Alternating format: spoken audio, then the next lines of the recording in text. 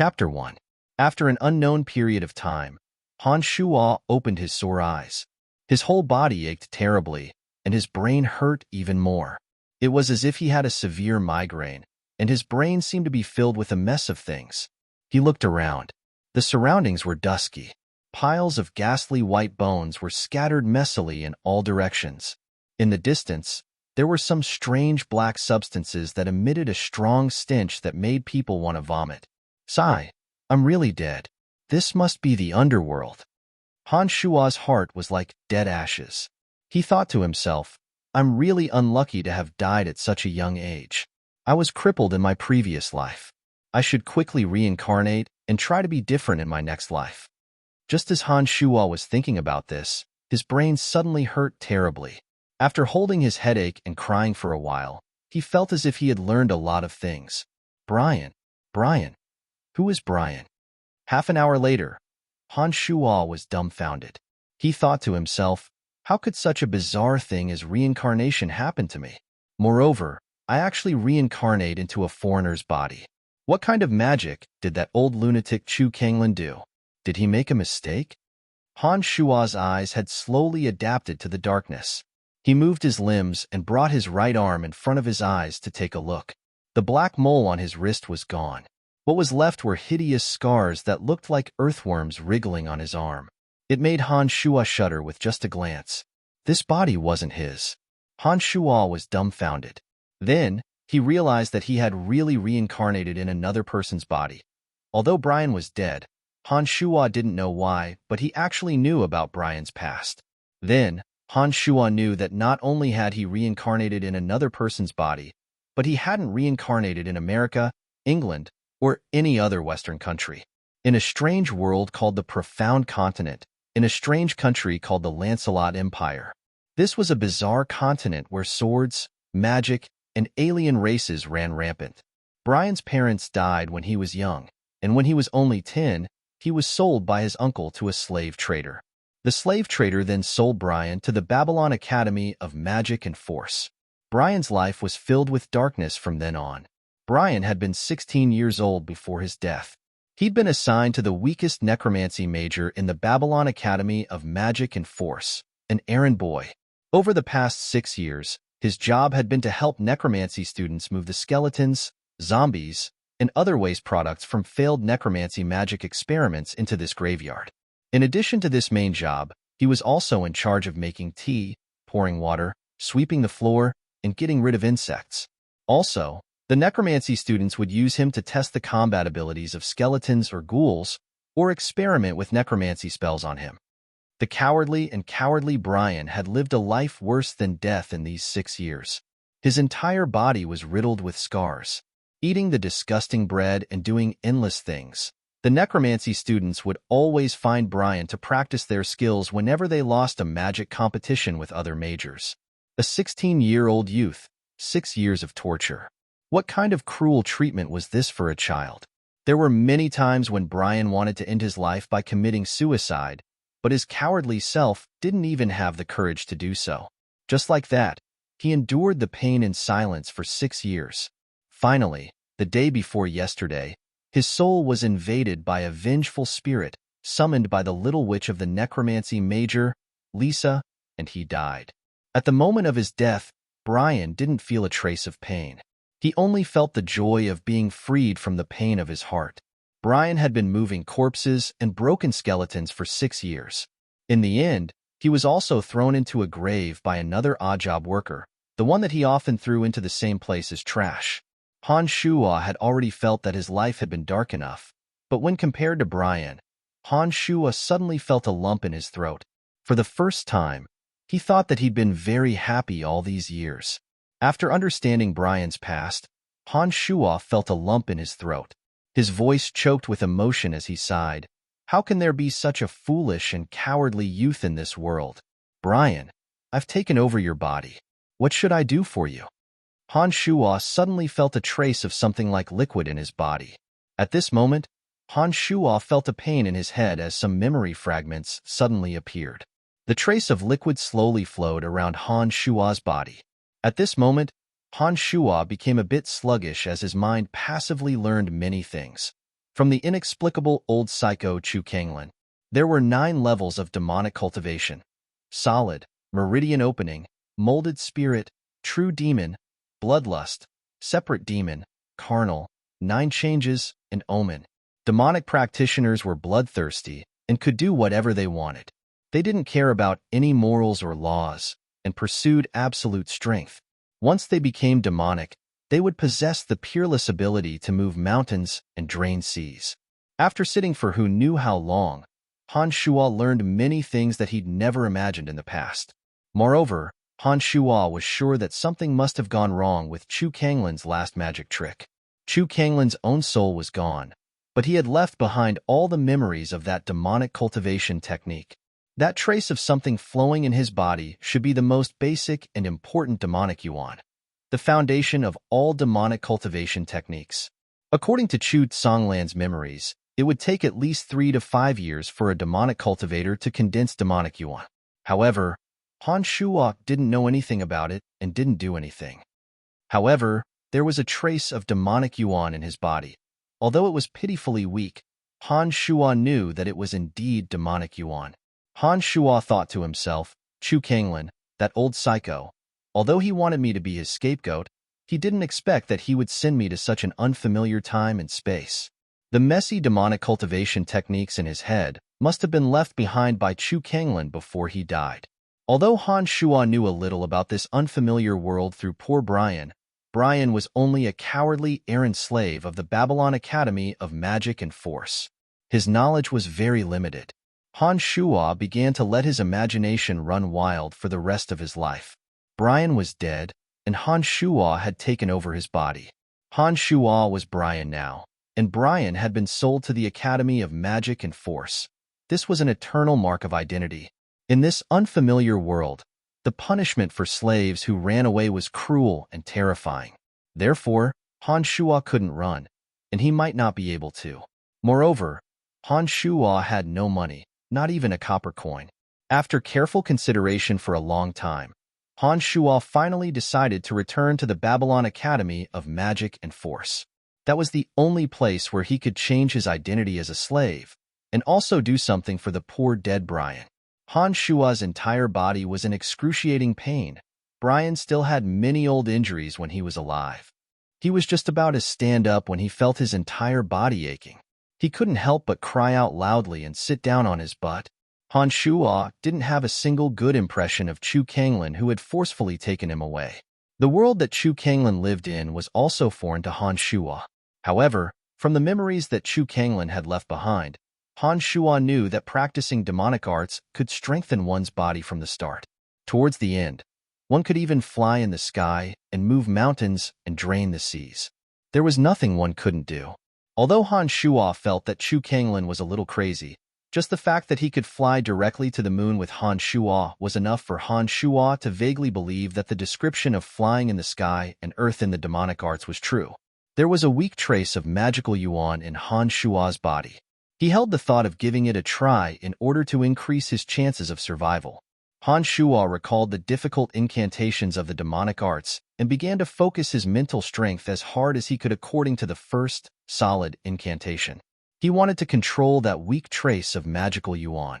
Han Shuo focused his mind and began to control that weak strand of magical yuan according to this solid incantation. As a result, he found that the weak strand of magical yuan was just as Chu Kanglin had said. Wherever the mind wanted, the magical yuan would go. Delighted, Han Shuo thought to himself that although Chu Kanglin seemed a little crazy, he didn't expect that the demonic arts he had left behind would actually have some effect. Thinking of this, he began to focus his mind and began to circulate that weak strand of magical yuan in his body according to the solid incantation. When Han Shuo's stomach growled, he woke up from his cultivation. He didn't know how long he had been cultivating, but Han Shuo felt that the pain in his body had lessened significantly and his body had regained some strength. He had only been cultivating for a short while, and there were already such results. Who knew how long that crazy old Chu Kanglin had been cultivating? No wonder he had dared to go to the moon. Han Shuo could imagine how strong he had been when he was still alive. As soon as he stopped cultivating, Han Shuo noticed something strange. That strand of magical yuan no longer circulated according to the solid incantations rules when Han Shuo stopped cultivating. Instead, it wandered through Han Shuo's flesh, bones, hands, feet, head, and every part of his body. The first solid realm was a kind of forging of the body. It was a process of strengthening the muscles, skin, and bones. In this solid realm, in addition to slowly refining magical yuan, some perverted masters who were obsessed with demonic arts would also use all sorts of methods to constantly beat their bodies, causing them to be constantly damaged and then tempered with magical yuan. Only by working both inside and outside of the body could one cultivate faster. This demonic cultivation method is simply self-torture. But Brian has always been doing this. Perhaps I'll be able to cultivate the solid realm even faster when I return to the academy. It looks like being Brian isn't without its benefits. Han Shuo sighed inwardly and decided to leave this place first. When he thought of this, Han Shuo suddenly felt that he was an idiot for staying in this tomb all this time. He couldn't bear the stench any longer. The dim light came from above. According to Brian's memories, Han Shuo knew that there was a large hole above where broken bones and skeletons had been tossed. He felt sore all over as he stood up, his body riddled with scars. 6 years of torture had long since weakened Brian's body. He had also been eating poor quality food, so it was only natural that he was all skin and bones. He was also only 1.6 meters tall. Stepping on the moss, Han Shuo dragged his frail body up with all his might. After climbing for a while and falling 5 or 6 times, Han Shuo finally crawled out of the tomb. When he saw the full moon illuminating the earth and the silver splendor of the cemetery, Han Shuo felt the joy of being reborn as a human from the bottom of his heart. Feeling the magical essence still roaming through his body, Han Shuo comforted himself that he would definitely have good fortune after surviving this calamity. Moreover, he still had something to rely on this time. The secret demonic cultivation method that Chu Kanglin had left behind for him might be able to help him realize a dream that he had never dared to dream of in the past. But what Han Shuo didn't know was that the trace of magical essence that Chu Kanglin had left in his body not only helped him solidify, but was also a seed. As this seed changed his body, it also changed many of his thoughts. His mind had been filled with evil thoughts that he hadn't dared to carry out before. But this seed of evil now made it so that he couldn't control himself even if he wanted to. Chapter 2. Lancelot Empire's Babylon Academy of Magic and Force occupied an extremely large area and was renowned within the Empire. It was the most important nurturing ground for the Empire's mages and knights. The School of Magic was divided into the light, dark, fire, water, wind, earth, thunder, summoning, and space majors. Each major had its own school building, library, laboratory, training field, and living quarters. The entire academy was like a small city. The necromancy major that Brian was an errand boy belonged to the dark major. Because the necromancy major had to deal with dark creatures such as skeletons and zombies, in addition to the fact that necromancy magic had been on the decline for many years, the necromancy major was not only the least popular among the other majors, but it was also the weakest. Even the other students of the dark major looked down on the necromancy major and disdained to be associated with the students of the necromancy major. During his 6 years as an errand boy in the Babylon Academy of Magic and Force, Brian was in the weakest and most unpopular major. Add to that his special job, moving corpses and skeletons, and he had suffered endless disdain and humiliation. Not a single day went by that he didn't live in agony. Han Shuo followed Brian's memories and returned from the small path in the mountain behind the academy.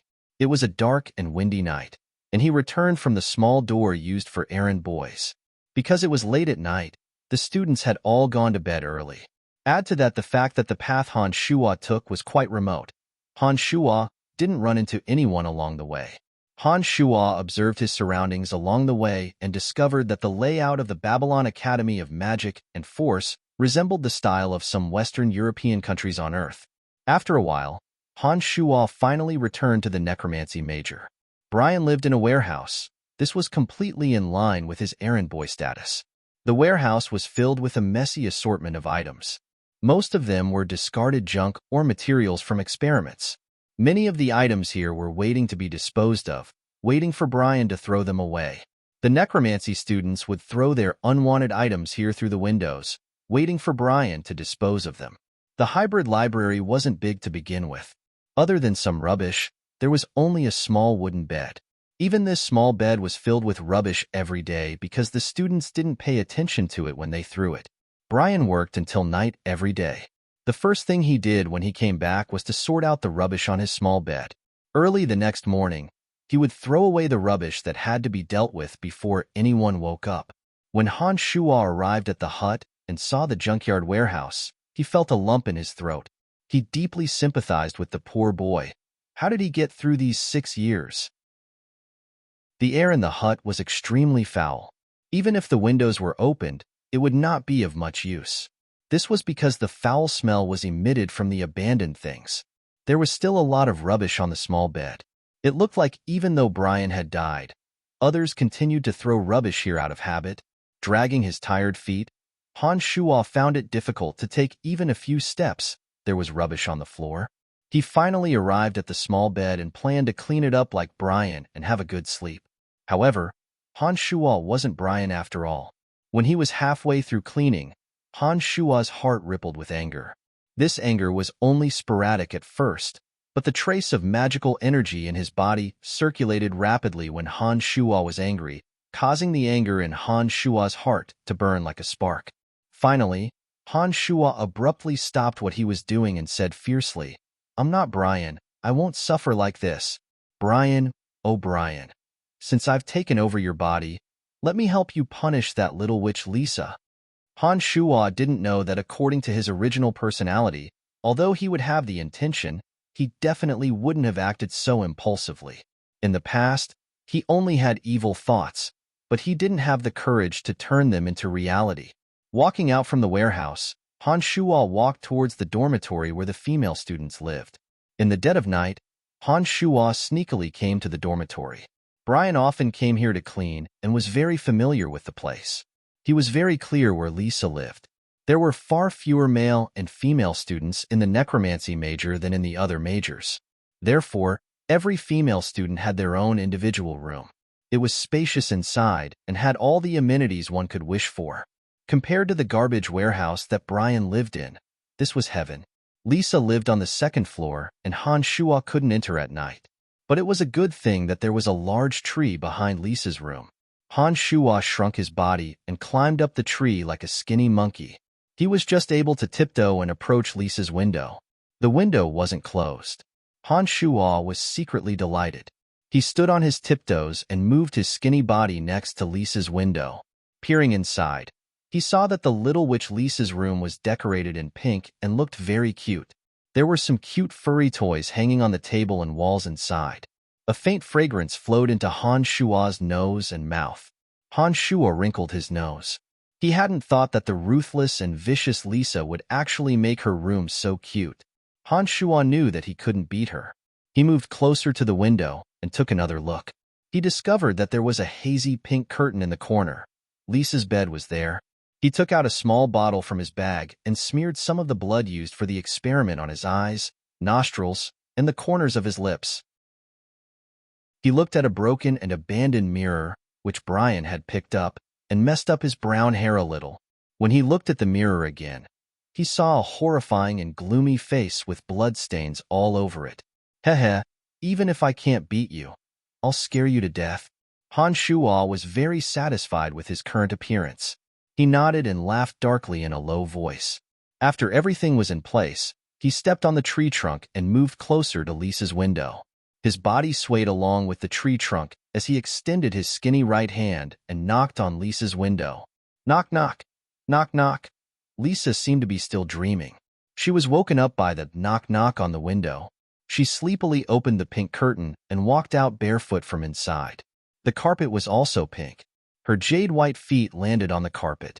Under the quiet moonlight, her 5 toes were pink and tender, appearing somewhat cute and moving. Lisa was a little younger than Brian and was a young lady of a noble family. Disregarding the way she treated Brian, Lisa was still an out-and-out little beauty. She had a head of soft golden hair, a height of 1.62 meters, and looked a little taller than Brian. She had slender eyebrows, a straight nose, and lovely red lips. Lisa, who was wearing pink pajamas, didn't seem to be completely awake. After walking out of the pink bed, she instinctively looked towards the source of the sound. A familiar face covered in blood. There were blood stains on his eyes, nostrils, and the corners of his mouth. The long face looked sinister and terrifying. His thin and small body swayed left and right at the window as if he was weightless. His eyes were empty and lifeless as he stared at her. Wah!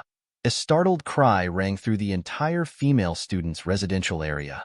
Han Shua laughed darkly in his heart.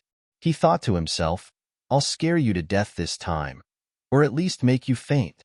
As he thought this, Han Shua's expression became more and more terrifying.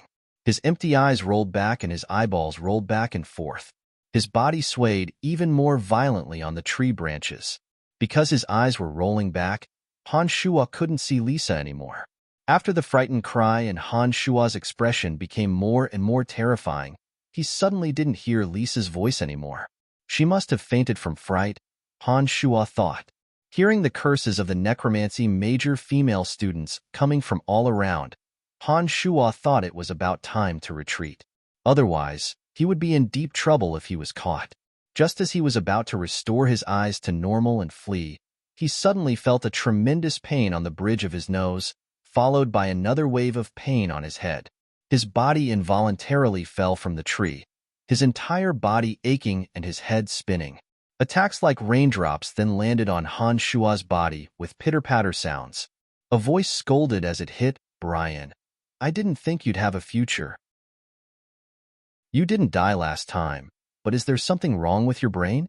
I cultivate necromancy magic and spend every day with skeletons and zombies. You idiot actually pretended to be a corpse to scare me. I really admire your idiotic behavior. Could it be that the future Grand Magus of the necromancy major, Lisa, can't even tell if a soul is in a body or not?" His body hurt greatly, but his heart hurt even more.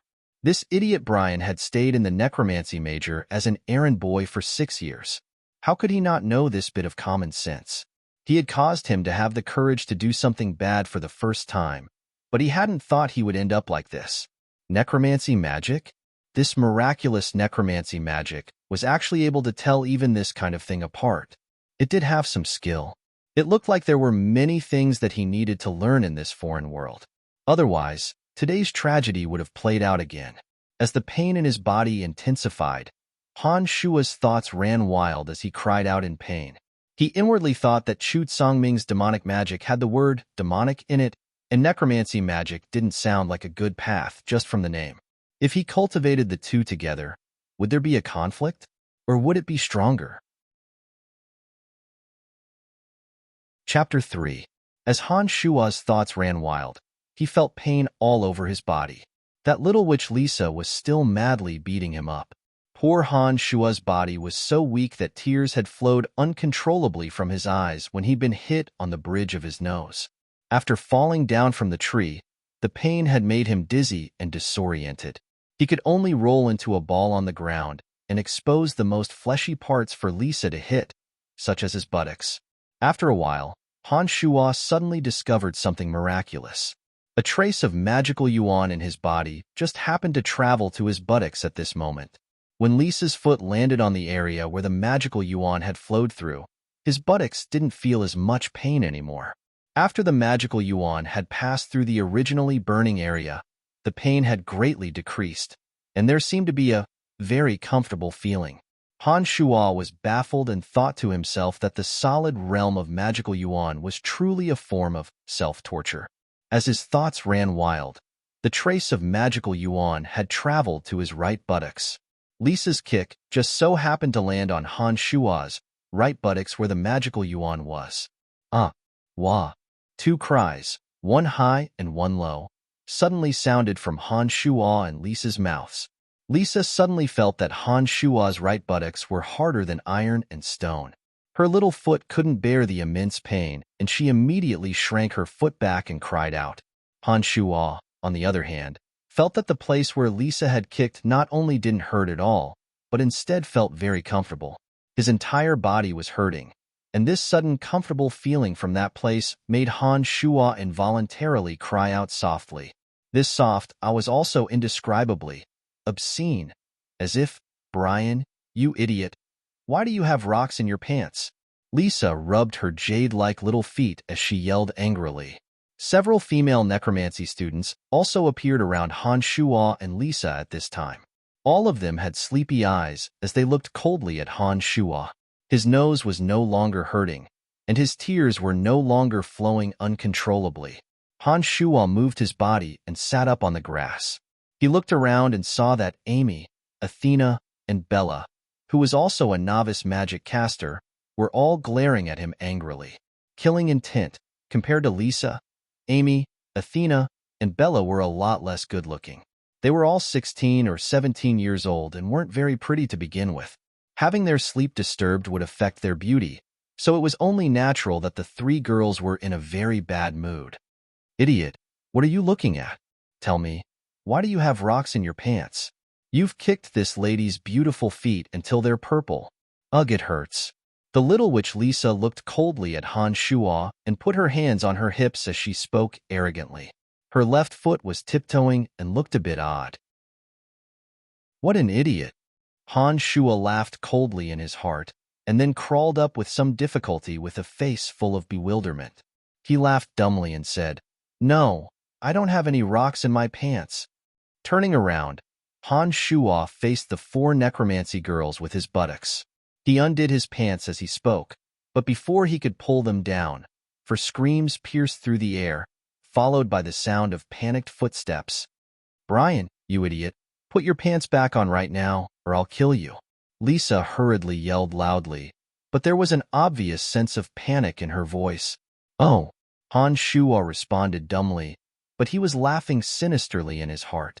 Do you think I can't handle a few tender little daisies? When the man and four girls stood face to face again, Lisa looked closely at Han Shuo a few times and said indignantly, I'll let you off the hook for hiding rocks in your pants. What were you planning to do by climbing up the tree by my window in the middle of the night? Heh. Laughing dumbly, Han Shuo pointed at a tattered bag on the tree and said matter-of-factly, Take that tattered bag down. What are you doing in the middle of the night? Taking a trash bag? Lisa felt like she was about to go mad with anger as she roared angrily. Beginner Mage Bella sighed lightly at this moment and said to Lisa, AI, Lisa, can't you see by now that this Brian has gone mad? It looks like your wraith didn't kill him, but made him mad. Why should we bicker with a madman? She covered her mouth and yawned, saying, Oh, I still have class tomorrow, so I'm going back to sleep. Senior Lisa, do as you see fit. Amy seemed to sympathize with Han Shuo a bit and looked silently at Han Shuo. She shook her head lightly and sighed. She didn't say much and also turned to leave with Bella. If Han Shuo hadn't acted so crazily, apart from Lisa, he would likely have to suffer the wrath of the three girls. However, since he was a mentally unstable person, the three girls naturally wouldn't bicker with a madman. They let Han Shuo off just like that and went back to their sweet dreams. After the three girls left, only Lisa and Hu Shuo were left. Lisa glared fiercely at Han Shuo and said coldly, Go do what you need to do. I'll deal with you in a couple of days. I'm tired today. If you dare disturb my sleep again, I won't just punch and kick you. I'll use magic to make you go crazy again. Lisa glared at Han Shuo again after she'd finished speaking and left with a bit of an unnatural gait. She even cried out softly as she walked through the door. That hurts. That idiot had rocks in his pants. My wraith has indeed driven him mad. The place resumed its silence after Lisa had gone in.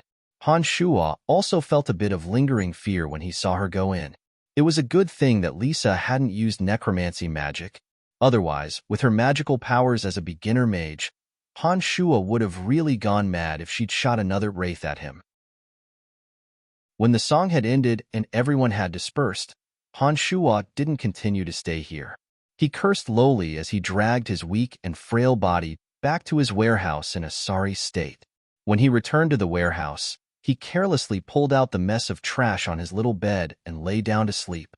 The next day, Han Shuo was sleeping soundly when the door to the warehouse was suddenly pushed open, followed by a loud wah cry. Opening his drowsy eyes, Han Shuo turned around and saw a little fatty with short golden hair and a dark green left eye, wearing the same rough clothes as Han Shuo. He pointed at Han Shuo with a face full of panic. You. He couldn't form a complete sentence. Oh, it's Jack. What are you doing in my room? Little fatty Jack was the same age as Brian. Perhaps it was because they were in the same boat. But Jack was one of the few in the necromancy major who treated Brian rather well. Little fatty Jack came from a poor family. 2 years ago, his father, Old Jack, had sent him to the Babylon Academy of Magic and Force to work as an errand boy, earning a few silver coins every month. Although Jack and Brian were both errand boys, he wasn't sold to the Babylon Academy. Therefore, he had his own freedom, unlike Brian, who had been sold to the Babylon Academy of Magic and Force as a slave. This was because Jack wasn't a slave. Although he was also an errand boy and would be bullied by the necromancy major students, the necromancy major students wouldn't treat him like Brian. They would beat and scold him, and occasionally use him for small experiments. However, they wouldn't treat him like a slave without regard for his life or death. Brian had always been quite envious of little fatty Jack, because little fatty Jack could eat his fill with every meal and didn't have to endure those inhuman tortures. As for little fatty Jack, he could only find a bit of confidence in Brian. Hence, the two of them were very close. Huff, huff, that scared me to death. Brian, you didn't die. That's great. What's great about that? I'm starving to death. Jack, do you have anything to eat? If you do, give it to me and I'll return it to you later. Han Shuo discovered that little fatty Jack wasn't saying anything after he'd finished speaking and was looking at him foolishly. His two small eyes, the size of soybeans, were quite odd on his chubby face. Han Shuo creased his brow and asked impatiently, "What is it? Do I look good?" Jack stared blankly, then looked at Han Shuo even more strangely. "You've never asked me for food all these years. You only eat when I give it to you. You also don't talk to me like you did just now. Brian, I've discovered that you're a bit different." Startled, Han Shuo thought to himself that Lisa and the others hadn't noticed anything different about him. He hadn't thought that the dumb fatty Jack would be able to sense it from the first sentence he'd spoken. Thinking about it later and recalling Brian's memories, Han Shuo discovered that Brian didn't talk to the necromancy major students at all. He did whatever they told him to do and didn't interact with them at all. However, Brian and Jack would talk from time to time. Although it was Jack talking and Brian listening most of the time, the two had spent a lot of time together. It was no wonder that Jack could so quickly sense that he was different. Laughing out loud, Han Shuo smiled faintly. "I was hit by Lisa's wraith and almost died. After this incident, I feel that I've been living the wrong way and want to change myself." Jack breathed a sigh of relief when he heard this and nodded. "So that's how it is.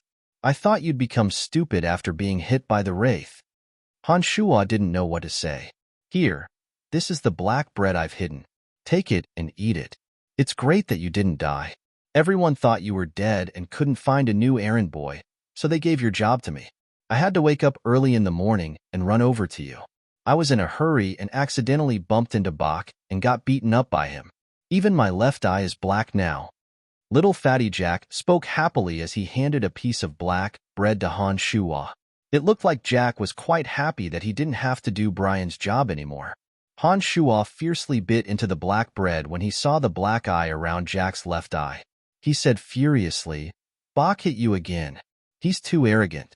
Come, let's go get revenge."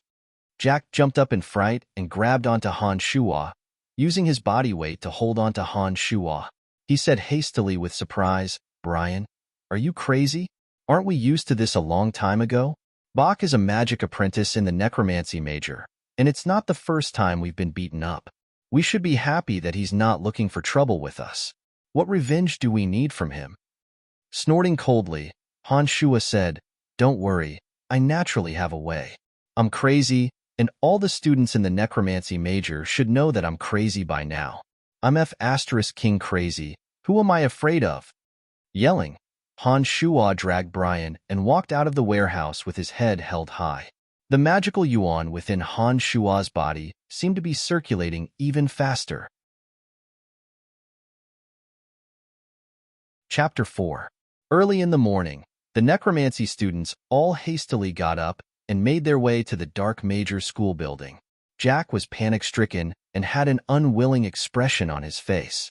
But when he heard Han Shua's plan and thought of how Han Shua was taking revenge for him, how could he be less than Brian if he wasn't afraid of someone as weak and cowardly as him? Jack finally agreed. There were many stone statues of the past top students of the Babylon Academy of Magic and Force on a blue stone path. These stone statues were incomparably tall and lifelike. These stone figures were the pride of the Babylon Academy of Magic and Force. One of Brian's jobs was to clean the dust off these enormous stone statues. Brian had been doing this since he was 10 years old. Brian was even shorter at that time and had to carry a small ladder in order to complete his tasks with great difficulty. Otherwise, he wouldn't have any food to eat every day. Standing next to a stone statue of a bearded Grand Magus, Han Shua wiped the dust off the chest of this Grand Magus named Claire. He said to Jack, "I say, Jack, when can our stone statues be placed here as well? Brian, don't let your imagination run wild. We're just errand slaves. As long as we can eat our fill and not be beaten up every day, how can we become mages?" "Oh, Brian, you're really a bit different now. You'd never let your imagination run wild before, and you definitely wouldn't come up with such a bad idea. Why not? If you want to become a magician, not only do you need to have great talent, you also need to enter a magic academy. You need to pay a lot of gold coins to the academy and go through layers of training. Even the children of nobles need to have great talent to become a magician. Commoners like us shouldn't even think about it." "Oh, I forgot. You're still an errand slave without freedom. You're even worse off. There's no hope at all. We're in a magic academy right now, and we don't even need to pay any tuition fees. Heh. We're truly blessed by the heavens. If we don't learn some magic, how will we have the face to say that we're from the Babylon Academy of Magic and Force?" "Brian, you don't have to act so confident. We're not magic students. We're just servants. I can still leave the Academy of Magic in the future, but you? I'm afraid you won't be able to." Little Fatty Jack saw that Han Shua was absent-mindedly wiping Grand Magus Claire's statue. Jack didn't have his usual focus on work and only had a face full of ambition. He felt that Han Shua was a bit strange and honestly spoke his mind. Let's not talk about this. Look at that little witch Lisa. She's finally here. Let's get down to business." Han Shua saw the little witch Lisa from afar and stumbled over a bit. He thought to himself that Brian's 6 years as an errand boy at the Babylon Academy of Magic and Force had some use to him. At least he knew the routine of some people's lives. Lisa always woke up later than usual. Most of the time, she would walk slowly to the Magic Academy by herself. Today was no exception. The little witch Lisa was wearing a black mage robe this time. Her soft golden hair draped lazily over her shoulders. She didn't seem to have slept well last night and kept yawning as she walked. Lisa was very beautiful, but because she was only 16, her breasts didn't seem full enough, perhaps because she hadn't fully developed yet. It was said that Lisa was very dissatisfied with her flat breasts and had been thinking of ways to solve this problem recently. Han Shua and Jack watched as Lisa walked over and continued wiping the dust off Grand Magus Claire's statue with a straight face. They seemed to be completely unaware that Lisa was walking in their direction as they murmured softly, "How is this possible? Did you hear wrong, Brian? Why would Bach say that about Lisa?" Suddenly, Jack, who had been mumbling in a low voice, suddenly raised his voice and shouted out in surprise. Lisa, who had been walking absent-mindedly, immediately focused all her attention when she heard someone mention her. She looked ahead vigilantly. Every girl wanted to know what others said about them behind their backs, and the little witch Lisa was naturally no exception. In addition, in order to prevent the two in front of her from seeing her and not daring to continue speaking, Lisa cleverly hid behind another statue and pricked up her ears with a face full of gossip, her eyes sneakily looking in that direction. So it was this half-crazy, half-stupid Brian. Lisa was infuriated and prepared to settle the score with him later.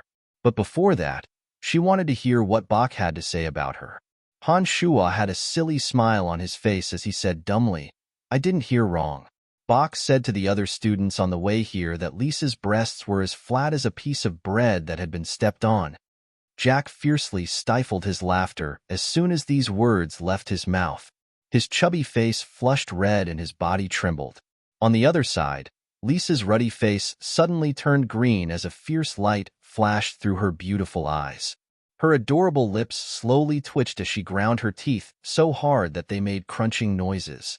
She trembled behind the statue for a few seconds, and then walked quickly towards the school building with a murderous aura. She'd even forgotten that she'd originally planned to settle the score with Brian. Jack finally couldn't hold it in any longer as he watched the little witch Lisa leave the other way with a green face and a murderous aura. Waha! He exploded with laughter, feeling indescribably carefree in his heart. He said as he laughed, "Brian, you're just too evil. Even an errand boy like me knows that Bach likes Lisa. Lisa also hates it when people say that her breasts are small. Judging from her current appearance, Bach is sure to be in big trouble." Han Shuo chuckled sinisterly and immediately put away the brush in his hand. He urged Jack, "Let's not brush this Claire anymore. Let's go take a look first." Little fatty Jack was egged on by Han Shuo and also heroically put the brush into the cloth bag at his waist. He laughed heartily and said, "Let's go. I want to see how Bach gets beaten up by Lisa. Damn it, I want him to beat me up this morning." The two little necromancy errand boys followed behind Lisa in high spirits as they quickly ran towards the necromancy major school building. Some of the necromancy students were baffled along the way, wondering why the two most timid errand boys had taken the wrong medicine today. The necromancy major belonged to the Babylon Magic Academy and was a branch of the dark major. They shared the same school building with the dark major students, and there were teachers guiding the students in their magic studies every day. One had to admire the little she-devil Lisa's speed of action. When Han Shuo and Jack arrived, they discovered that Lisa had already flipped out and started fighting with Bach. "Lisa, even the errand boys of the necromancy major know my feelings for you. How could I speak ill of you? Who did you hear this from?" Bach's left eye was already swollen and bruised as he dodged a bone arrow shot. He hurriedly took the time to yell loudly and looked extremely aggrieved.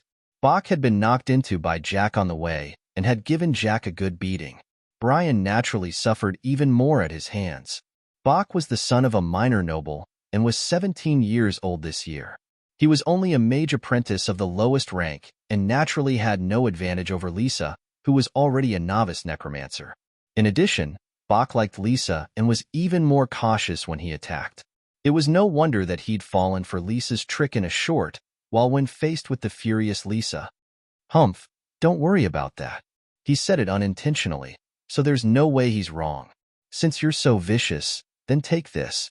Han Shuo and Jack had indeed said it unintentionally, and Han Shuo was a half-crazy, half-stupid person. Logically speaking, this kind of person would never fabricate a lie, much less an errand boy. He wouldn't dare to make something up. Because it involved Lisa's taboo, and there were many people watching, Lisa naturally wouldn't say it out loud in case others made fun of her. She was going all out this time to teach Bach a lesson. "Fallen warriors of the dead, answer the Dark Herald's call and reveal your existence." Lisa raised her slender arms high into the air as she chanted an incantation. As soon as her voice faded, two ghastly white skeletal warriors appeared in front of her, wielding similarly snow-white bone blades. She pointed her finger at them, and they raised their blades and charged at Bach with a crunching sound. Off to the side, Han Shuo was flabbergasted. This was the first time he'd seen this mysterious necromancy magic with his own eyes. The curiosity and excitement in his heart had been raised to the peak as he watched with rapt attention. Lisa's mental strength isn't weak to actually be able to summon two skeletal warriors.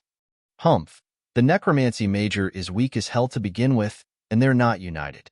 No wonder the necromancy major is the weakest major in the Academy of Magic. What a disgrace to the dark major. After Lisa summoned the two skeletal warriors, some of the dark major students who were watching from the sidelines began to discuss it one by one. From their conversation, Han Shuo knew that the same spell could be divided into 5 levels due to the difference in mental strength. If this necromancy magic that summoned skeletons was summoned by an archmage necromancer with a strong mental strength, they would be able to summon even more skeletal warriors. Bach had a dejected look on his face as he cursed the rumor-monger a few hundred times in his heart. If Bach had practiced the Dark Mage's curses and his mental strength was strong enough, then Han Shuo and Jack would likely be watching a joke right now. Frantically being chased around by the two skeletal warriors, Bach had no choice but to use the same spell and summon a little skull. One man and one skeleton fought against Lisa's two little skulls. When some of the Dark Major students saw Barker in such a sorry state, they all loudly mocked him. Barker was affected by the mockery and became even more flustered in his distraught state. He was kicked in the stomach by one of Lisa's skeletal warriors, and his face immediately turned purple from the pain. He slowly crouched down.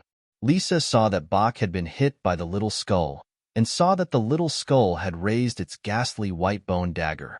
She hurriedly stopped it and sent the two summoned little skulls to another dimension. After all, this wasn't a battle of life and death, and the School of Magic strictly forbade students from fighting to the death. Lisa naturally didn't dare make a move. Her anger had mostly dissipated when she saw that Bach was injured. After Bach stood up, he also sent the little skull that he had summoned back to another dimension. He swept his eyes around and saw that Han Shuo and Jack were laughing heartily at him in front of him. Bach was in a bad mood and immediately ran over in a rage, cursing as he ran, "You two lowly servants, you dare make fun of me?" Bach didn't dare vent his anger on Lisa, and even less on the Dark Major seniors nearby. There were only two errand boys, Han Shuo and Jack, that he could vent his anger on.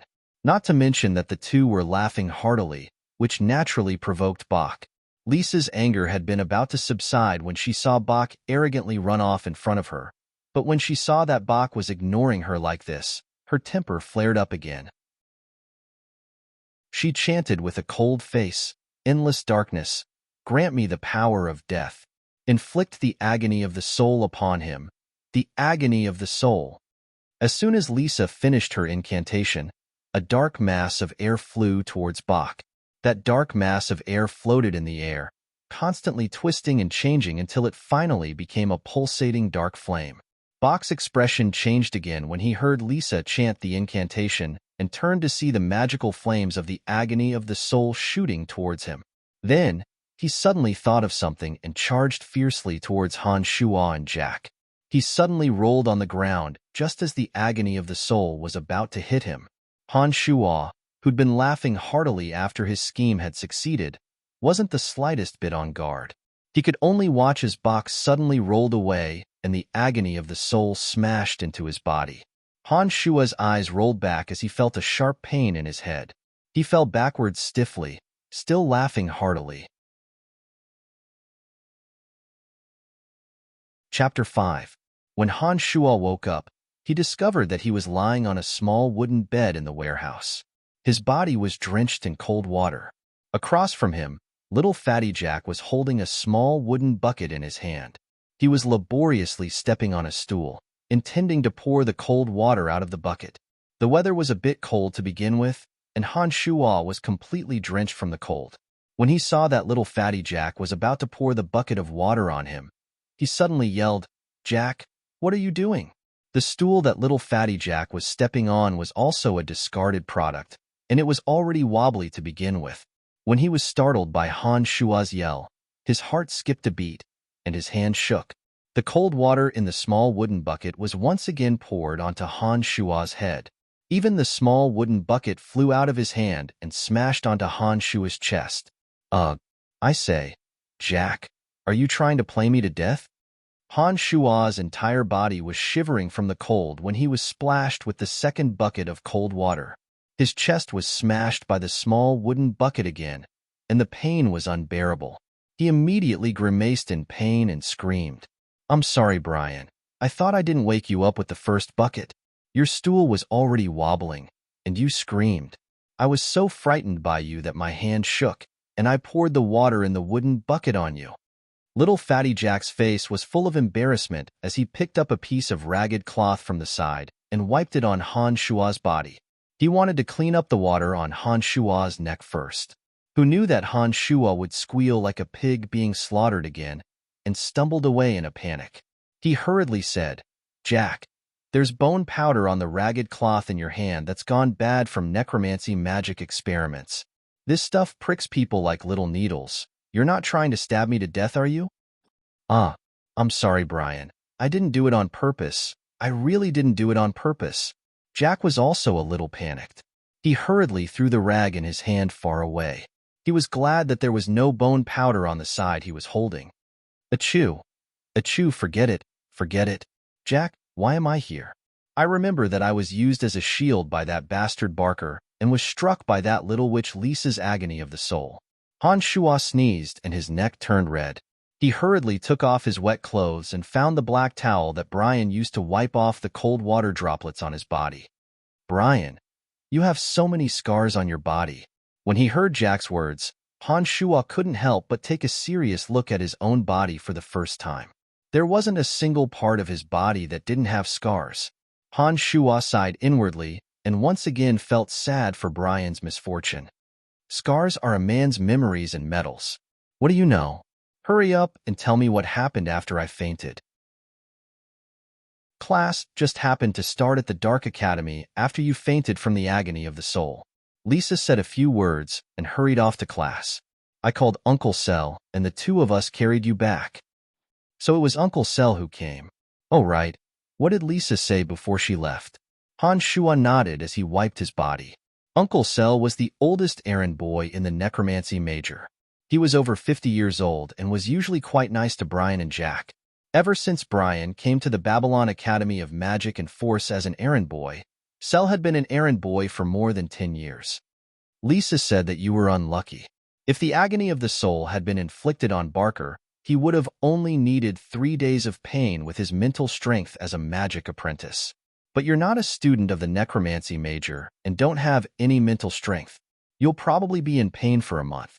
She said that you disturbed her sleep last night and even put rocks in your pants, hurting her feet when you kicked her. She won't help you relieve the agony of the soul. Damn it, this Lisa dares to treat me like this. I'll deal with her sooner or later. Han Shua's face immediately grew cold when he heard Jack's words and he cursed aloud, giving Jack quite a fright. It wasn't the first time that Lisa had treated him like this, but he hadn't seen him do anything to her. When Han Shua had finished cursing, he thought for a moment and said, Barker is a magic apprentice and can feel the pain for 3 days with mental strength, but I'll be in pain for a month.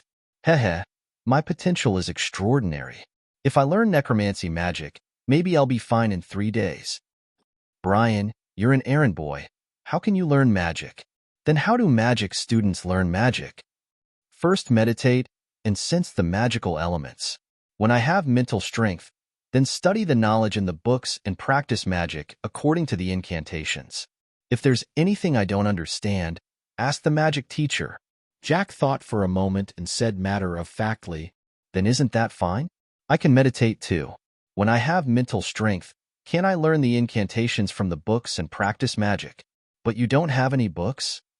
At this point in the conversation, Han Shua walked up to little fatty Jack in a very friendly manner and suddenly put his arm around Jack. He smiled merrily at Jack. Don't I still have you? Aren't you cleaning the library? Jack jumped in fright and hurriedly moved away from Han Shua. He said with a face full of panic, Brian, you want me to steal books for you? Vulgar.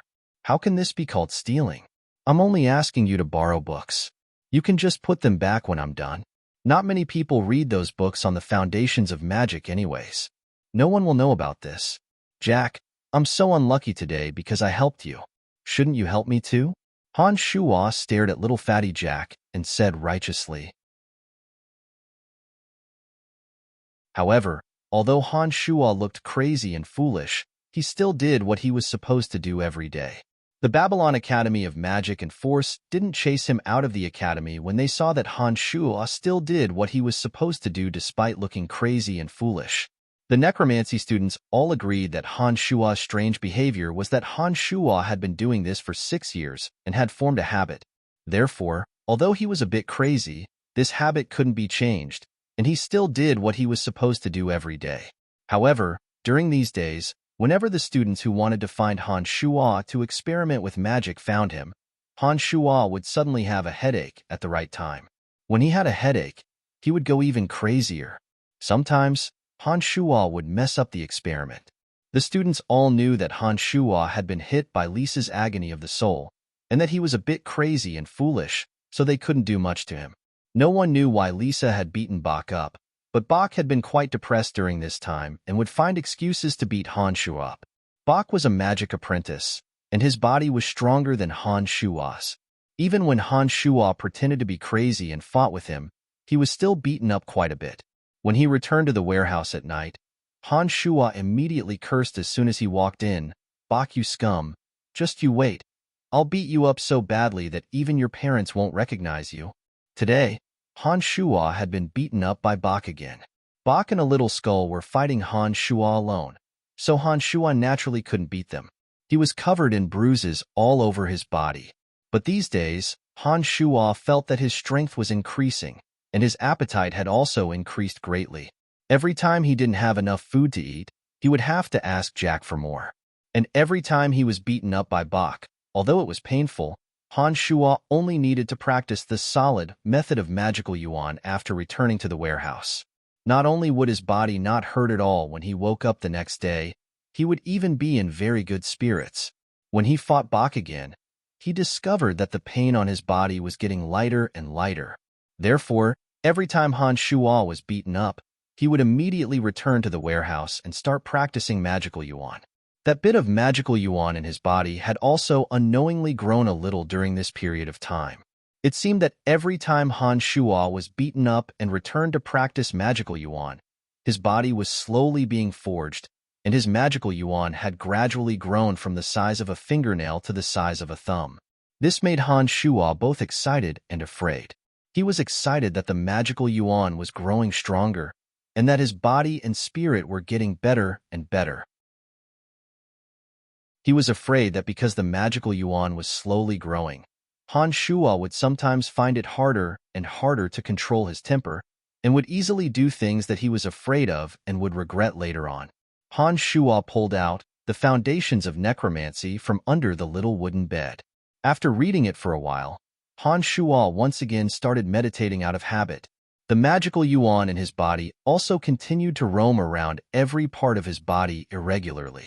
Han Shuo felt very comfortable after the magical yuan flowed past the areas that hurt. As Han Shuo meditated, that strand of magical yuan slowly flowed from his neck to Han Shuo's brain. It was at this moment that a familiar pain suddenly radiated from Han Shuo's brain. At this moment, Han Shuo knew that the agony of the soul that Lisa had released was acting up again. Suddenly, that strand of magical yuan seemed to have entered the center of Han Shuo's pain just as his brain was in pain.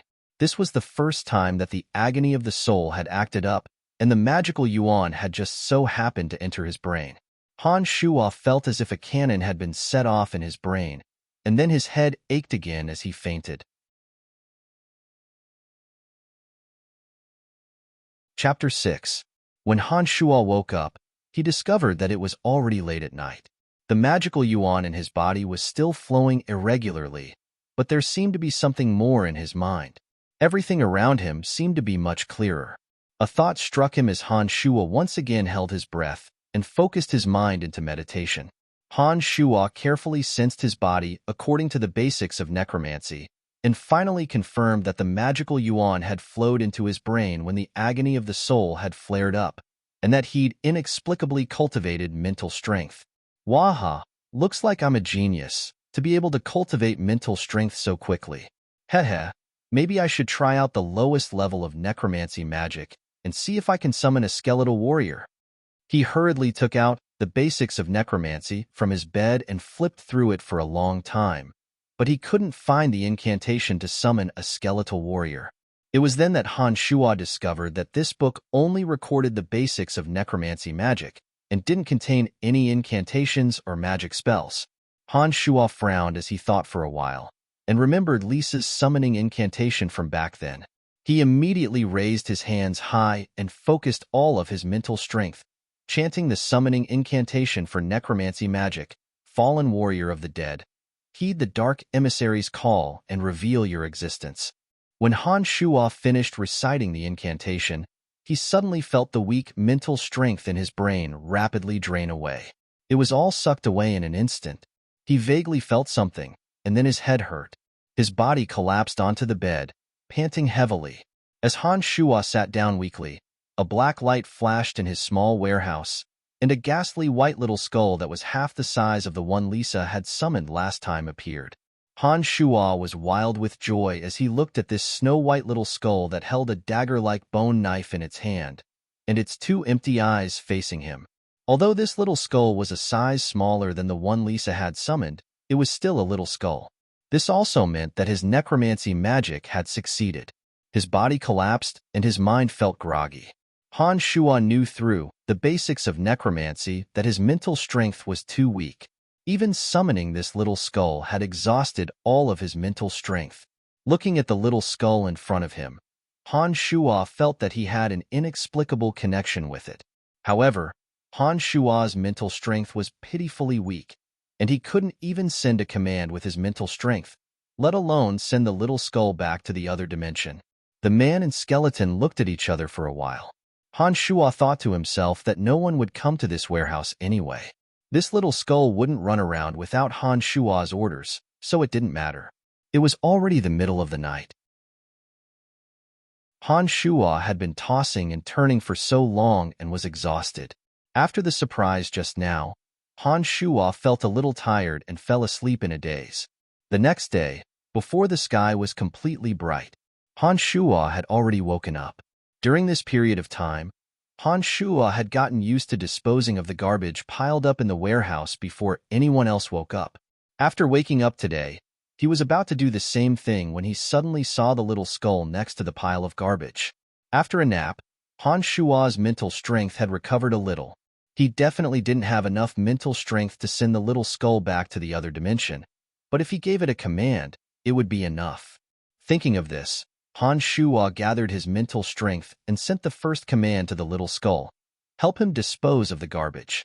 After the command, the little skull's leg bones straightened, slowly stretched out 5 white bone fingers, grabbed a pile of garbage next to it, opened the door and walked out. Hee, no wonder everyone wants to learn magic. Magic really saves a lot of trouble. In the future, this little skull will help me dispose of the garbage early in the morning. Han Shuo looked at the sky and saw that it was still early. He suddenly fell back to the small bed and continued to sleep. This was the first time in days that Han Shuo slept in the morning. After taking a nap, when Han Shuo opened his eyes, he found that the little skull had returned. It seemed that the garbage had been disposed of according to his order.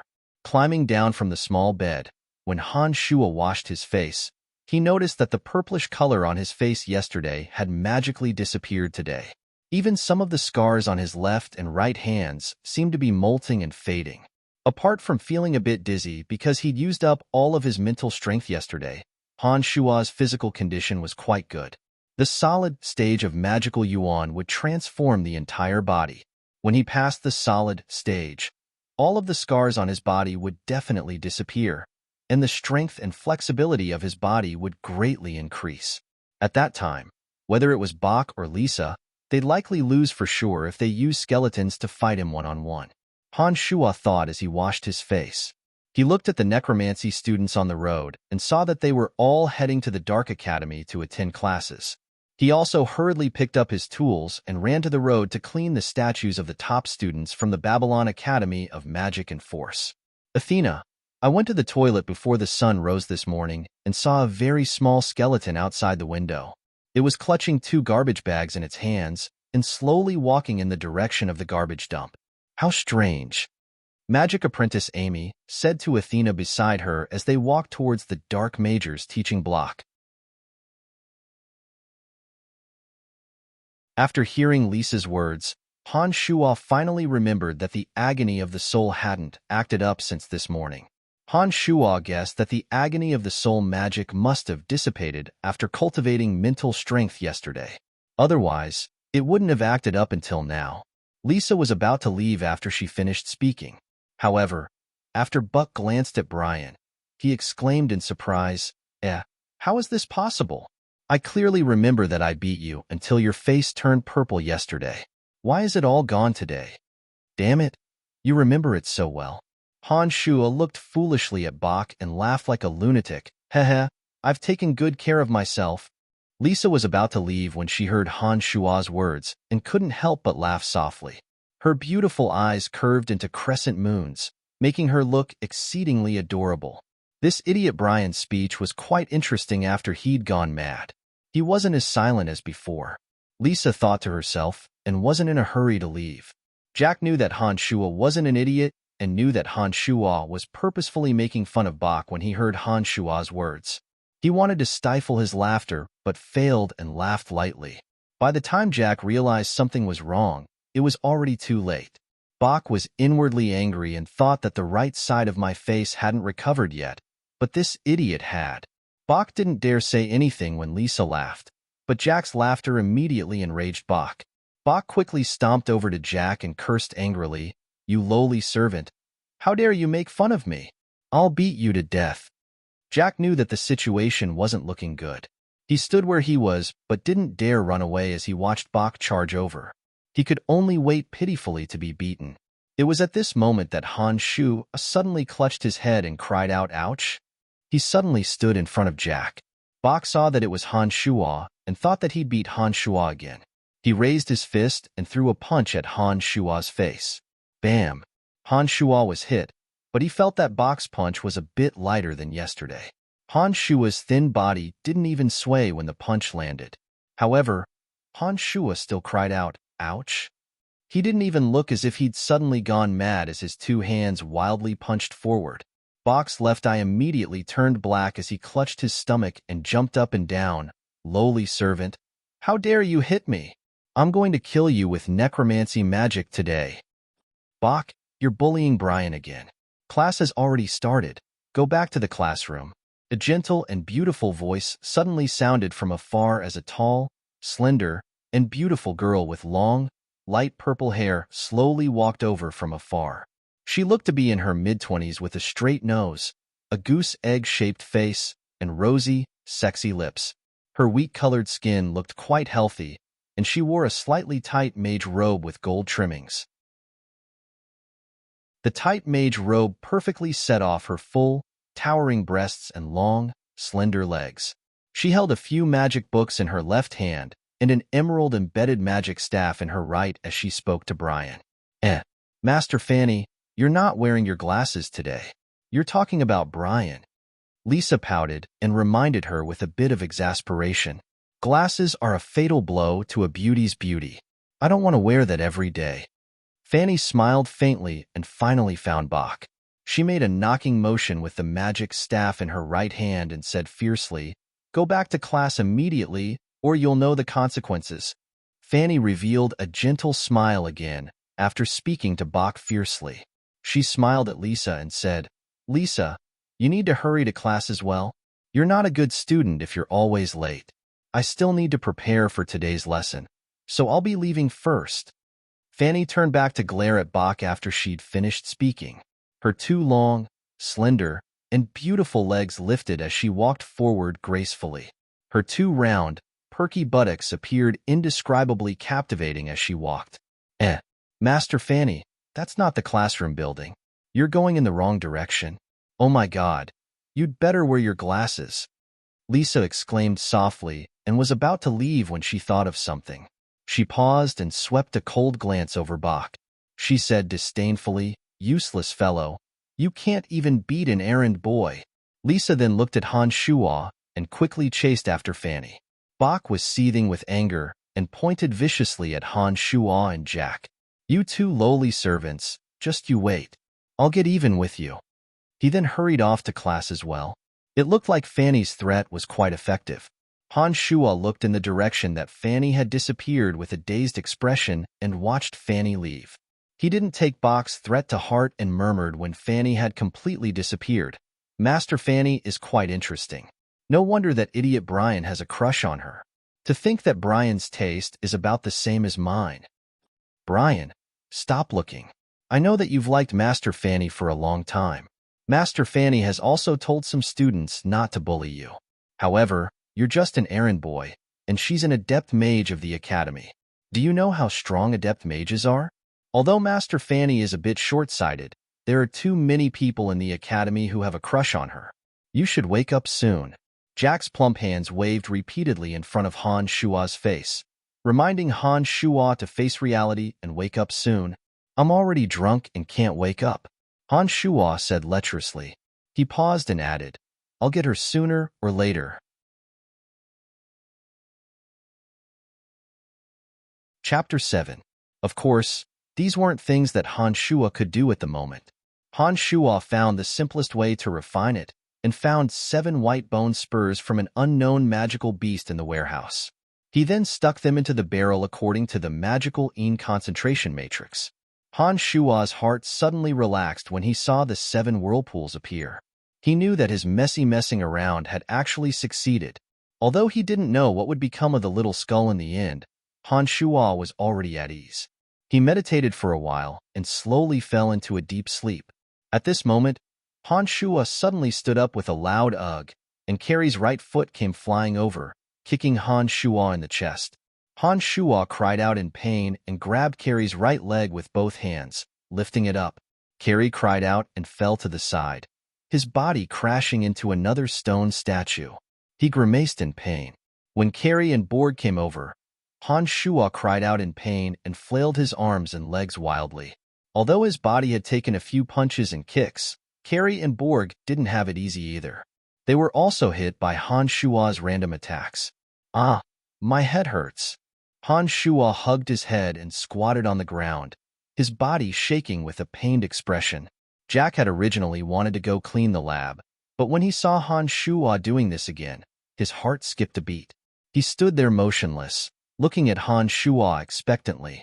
Han Shua took advantage of the dead of night to sneakily return to the cabin. Carefully closing the door, Han Shua put down the barrel and placed the little skull inside. He then tossed in some messy low-level magical beast blood, bone powder, lizard tail, and other materials. He then poured in a bucket of water. The contents of the wooden barrel were all mixed together and looked very ugly. Only the little skull's skull could be seen, and it was at a loss as to what was going on. After a long while, he suddenly remembered a method to refine demonic treasures. Han Shua remembered that he had only been learning necromancy magic for a short time, and had only summoned a weak little skull. Since that was the case, he decided to test it out on the little skull first. Closing his eyes, Han Shua thought for a while, slowly going through Chu Kanglin's knowledge on refining demonic treasures. Apart from various materials, special formations were needed to be set up in order to refine demonic treasures, as well as the most basic magical yuan of a demonic practitioner. It would take a few days or months to refine according to a special method. Some particularly powerful demonic treasures would even take years to refine. He stuck the 7 bone spurs into the barrel as a substitute for the Yin demon, then squatted down in the barrel and tried to circulate the magical yuan to his right middle finger. He abruptly stabbed his finger into the center of the 7 bone spurs.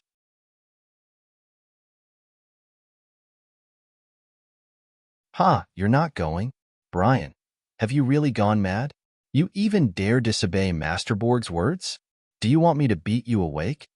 Borg clenched his right hand into a fist and sneered at Han Shua. I'm not going. Han Shua ignored him. He'd long since wanted to give up. Now that his body felt sturdy and he hadn't suffered any losses in the fight with Bach just now, his confidence was greatly boosted. He inwardly thought that he'd just eaten, and his stomach just so happened to be a bit bloated. If they didn't know what was good for them, another fight would help with digestion. At this moment, Han Shua also felt a bit strange. He felt that after coming to the profound continent, his appetite had increased due to his training in demonic yuan. His personality seemed to have become a bit bolder. Not only did he dare to do things that he clearly didn't dare to do in the past, he even had more and more desires for them. These 2 errand boys were in their 20s and over 7 meters tall. They were called Borg and Carrie. Over the years, they'd often bullied Brian and Jack by relying on their greater strength. They'd even forcefully pushed some of the tasks that should have been theirs to do to Brian and Jack. For example, the task of cleaning the laboratory should have been theirs. But this is Bach's. I beat him up, so it's mine now. The 3 errand boys fought wildly at the intersection without any sort of strategy. As they fought, Carrie and Borg felt more and more pain all over their bodies, and their strength grew weaker and weaker. Han Shua's body ached slightly, but he actually felt very comfortable, as if he had an inexhaustible amount of energy. He actually fought more and more freely. In the end, it was actually Han Shua who chased after Carrie and Borg, and then the two of them ran away in defeat. Jack, pointing at his chest, Han Shua said cockily, "Because I have a brave heart." The first thing that was needed to refine a demonic treasure was materials. Since he was just experimenting for fun, Han Shua used the little skull as the main material. The useless blood, bone powder, and lizard tails from the warehouse became the supplementary materials for the demonic treasure.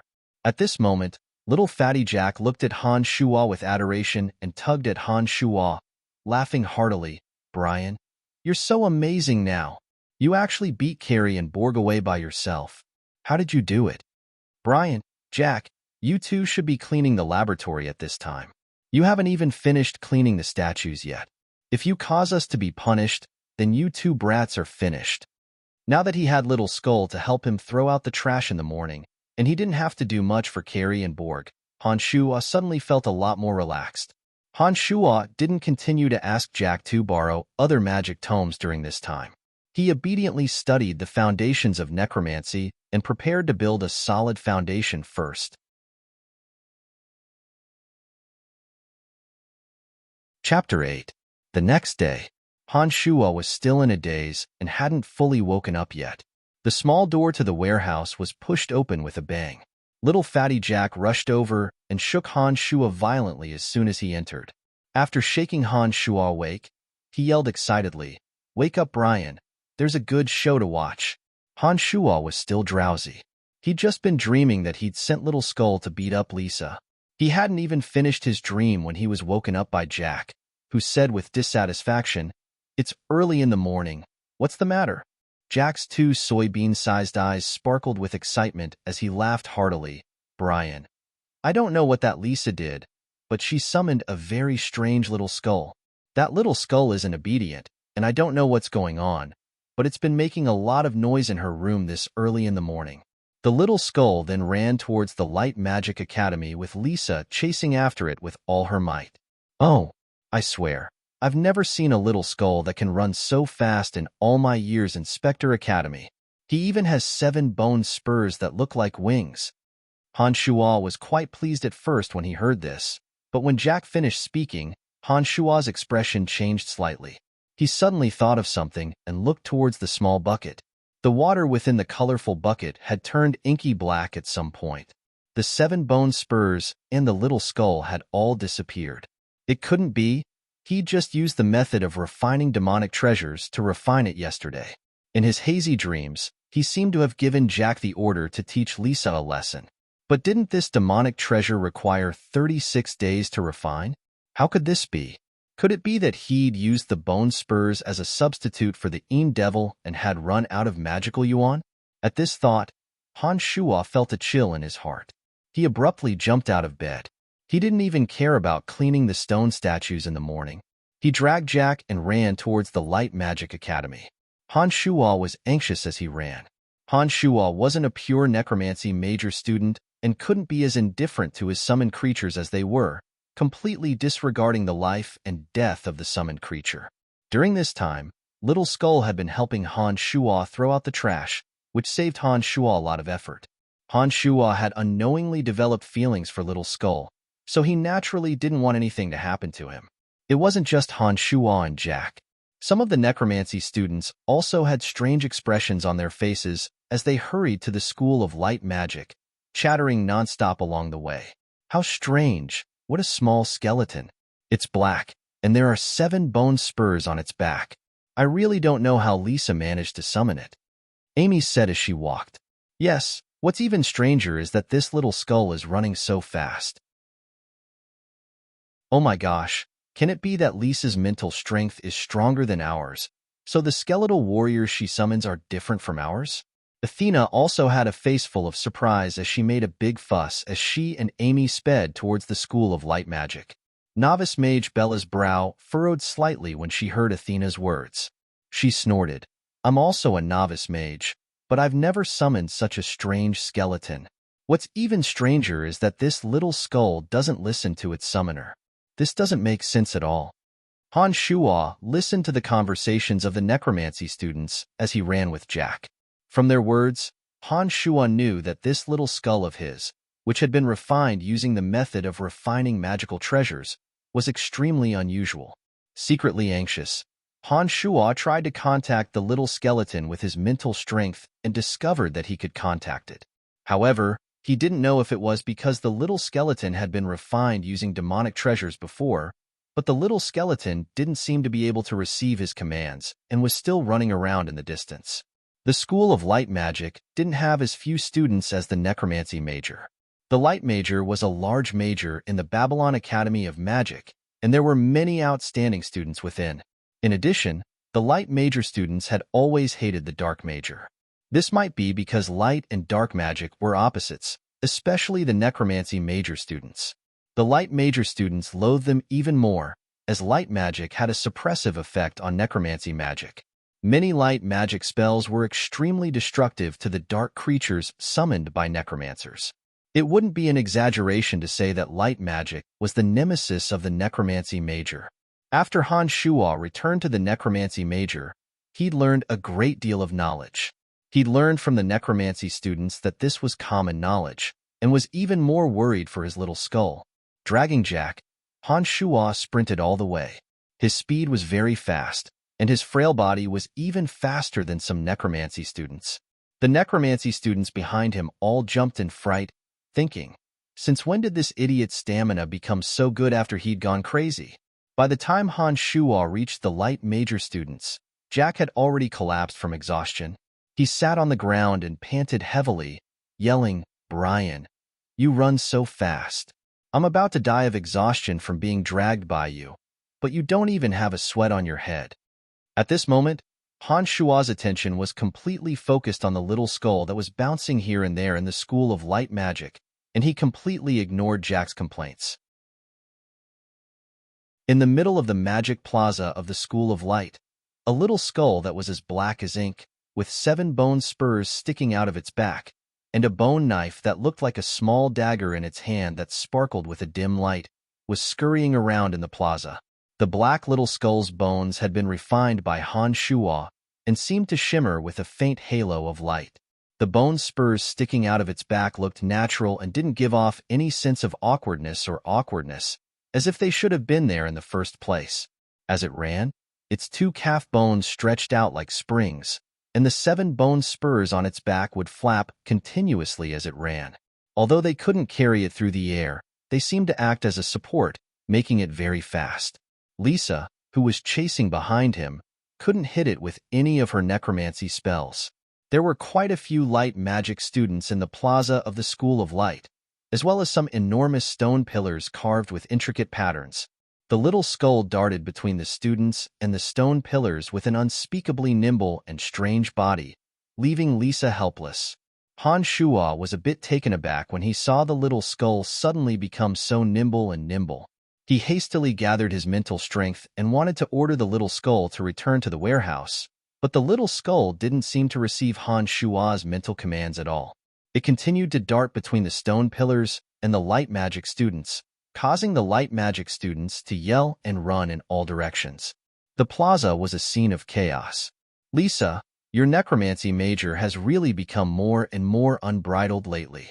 You've actually brought these filthy dark creatures into our School of Light. Are you still not convinced of your loss to me last time, and want to take this opportunity to show off the power of your skeletal warriors? Novice Light Mage Irene looked provocatively at Lisa and said coldly. Irene was 17 years old, with short, light green hair and a beautiful fringe on her forehead. Her sky-blue eyes were like 2 resplendent sapphires, and she wore a sacred light magic robe with a diamond-shaped sapphire embedded in the chest area. The sapphire sparkled with a misty blue light and contrasted with her eyes, making her look even more beautiful.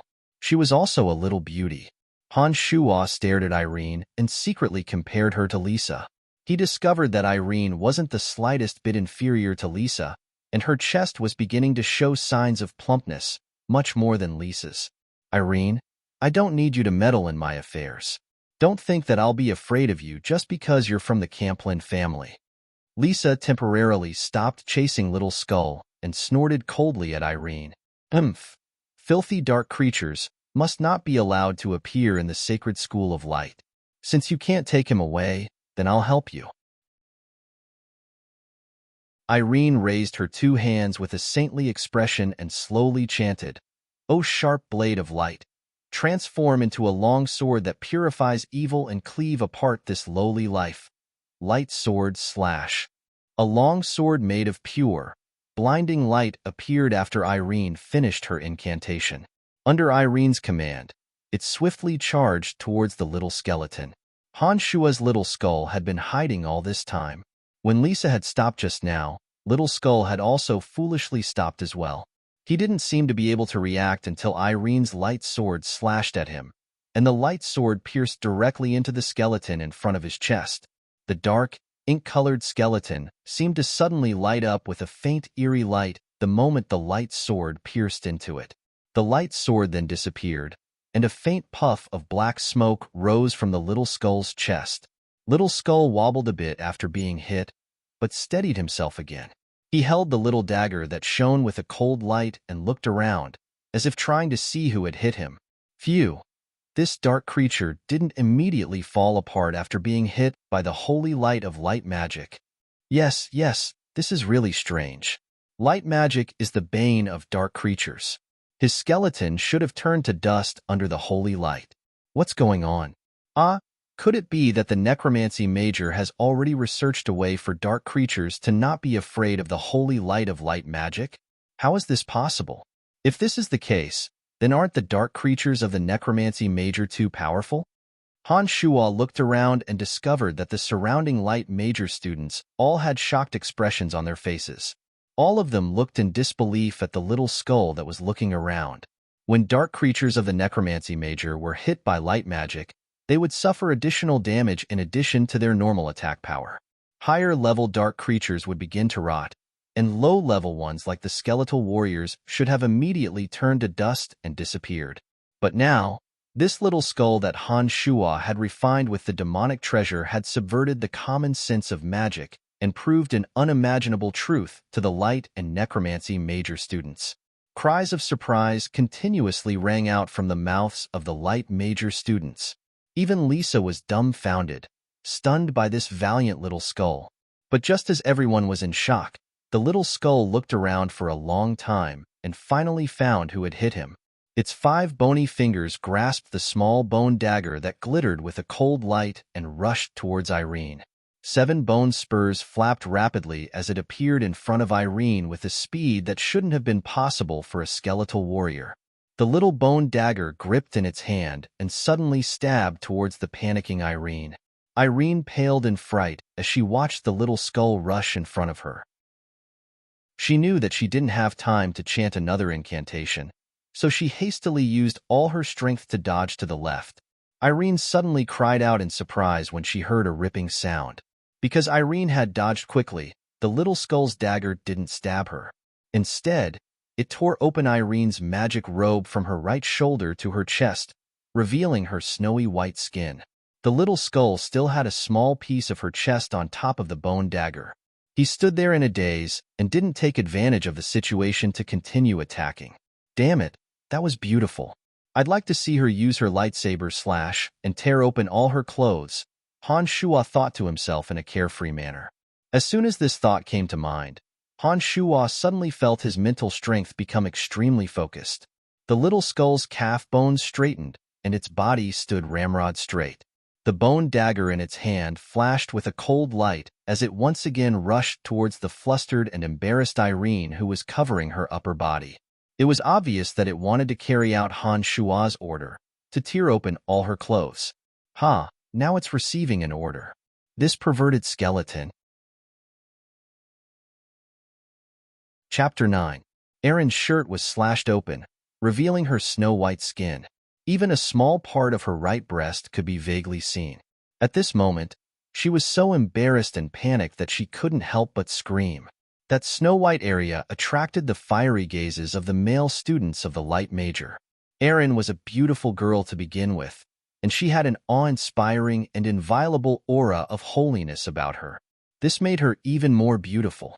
Some of the male students nearby were in the phase where they were most curious about females. Their gazes were all drawn to Erin, and they actually forgot to help her. By the time everyone realized that the little skull was moving again, it was already too late for them to act.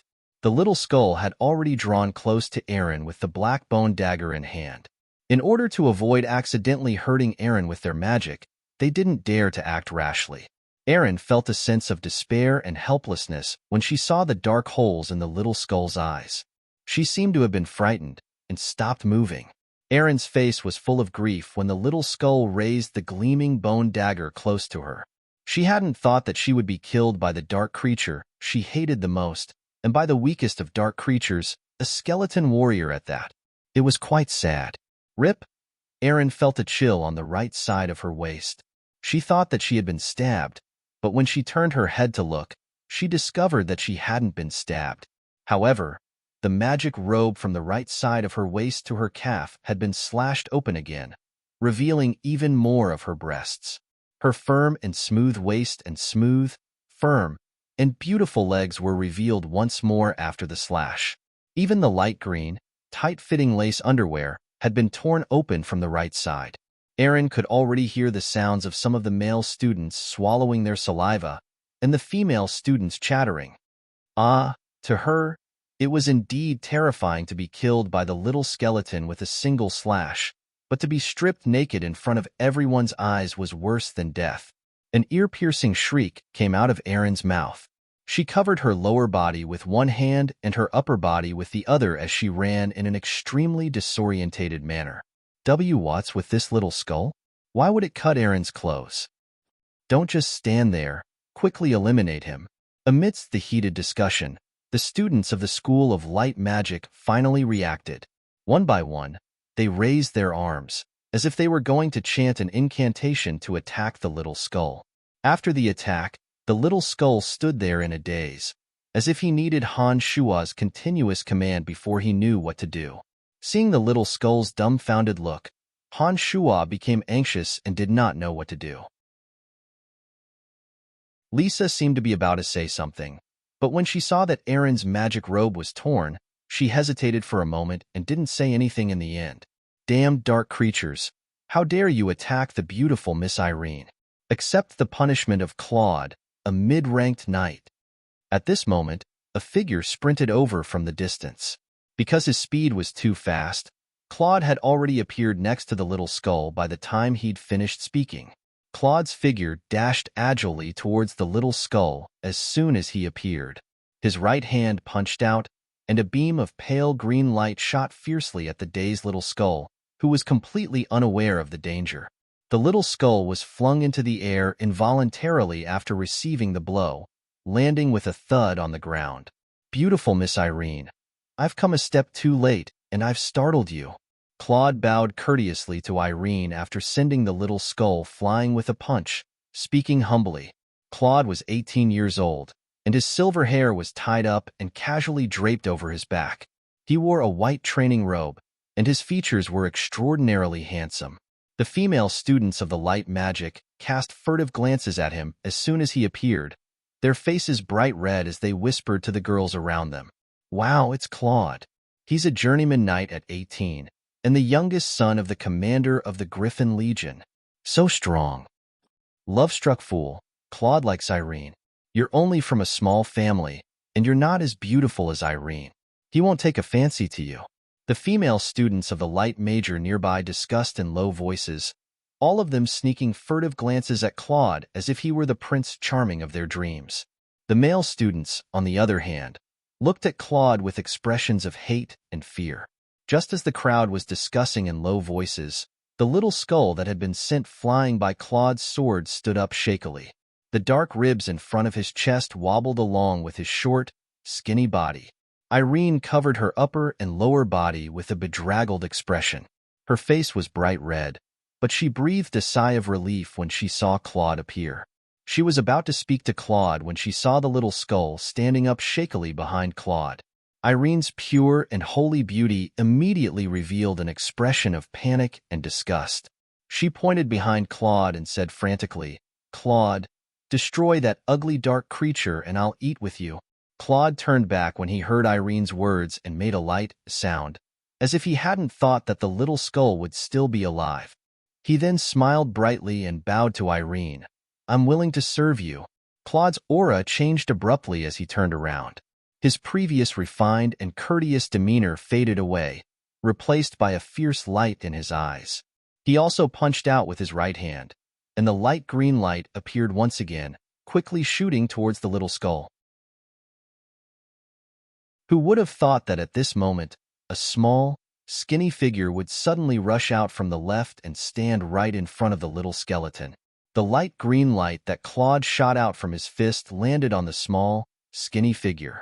With a bang, this thin figure stumbled a few steps back and suddenly fell with his head facing upwards. Who's this errand boy? Why did he suddenly rush out? Surprised voices sounded from the surroundings. "Damn it, Brian. Have you gone mad?" Jack was equally baffled as he cried out with a face full of grief. Lisa was also stunned, her mind a bit sluggishly looking at Han Shuo, who had suddenly rushed out and blocked the blow for the little skull. Something even more unexpected happened. Han Shuo didn't immediately spit up blood and die after being hit by the light green light. Instead, he stood up shakily just like the little skull, with a confused and silly expression on his face and a silly smile on his face.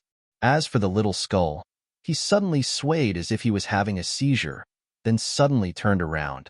Before anyone could react, his two calf bones suddenly bent and straightened, and he ran swiftly in the direction of the school of necromancy with a whoosh.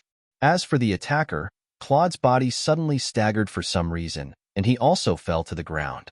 He panted heavily a few times before standing up, as if he'd used too much strength. But when he stood up, Claude's handsome face was full of astonishment and surprise as he looked oddly at the silly Han Shuo. As the person in question, the bewilderment on Han Shuo's face wasn't completely feigned. Claude's light green light had just entered his body through his chest, and in that moment, Han Shuo felt a heart-wrenching pain in his chest. He almost thought that he'd died. It was also in that moment that Han Shuo's mental strength was stimulated, and he once again successfully commanded the little skull to quickly flee. In order to not be detected, Han Shuo even had the little skull flee to the garbage dump to hide. What was most inconceivable to Han Shuo was that Han Shuo felt that the light green light that had entered his body was strangely wrapped up by the magical yuan within Han Shuo's body. It couldn't move at all, and was unable to destroy Han Shuo's internal organs from within. "Brian, what are you doing here?" Lisa finally reacted and couldn't help but call out to Han Shuo. Han Shuo didn't know what was going on within his body at this moment. The magical yuan had wrapped the light green light around his chest, and Han Shuo only felt a slight tightness in his chest. Apart from the pain from before, his body actually didn't suffer any major injuries. But in the eyes of others, Han Shuo was just an idiot who couldn't even hear what others were saying. The blank and silly smile on his face seemed to further solidify his identity as a madman. "Oh, so it's the crazy errant slave of the necromancy major. No wonder he's so reckless." Yes, only an idiot would run into Claude's attack at this time. Little Fatty Jack's legs were trembling at this moment, but he still walked towards Han Shuo in the end. He pulled on Han Shuo's arm and dragged him outside, saying repeatedly, "Brian, what are you running around for? It's not fun here. Come, let's go back." "Hold on." Claude suddenly called out at this moment, his eyes fixed firmly on Han Shuo. He didn't care about the little skull's escape for now, but wondered why he felt that his fighting aura had disappeared a bit. What was going on? Was it his imagination? He'd only used fighting aura to punch once. Logically speaking, he shouldn't have felt tired, not to mention that he'd tripped. This was too strange. Could it be that this errant slave knew some evil magic? Impossible. He was just an errant slave. This was too outrageous. He must have made a mistake. "Noble knight Claude, you wouldn't bicker with an errant slave, would you? And this errant slave is a madman. This doesn't seem to match your noble status, does it?" At this moment, unexpectedly, it was Lisa who spoke up for Han Shuo.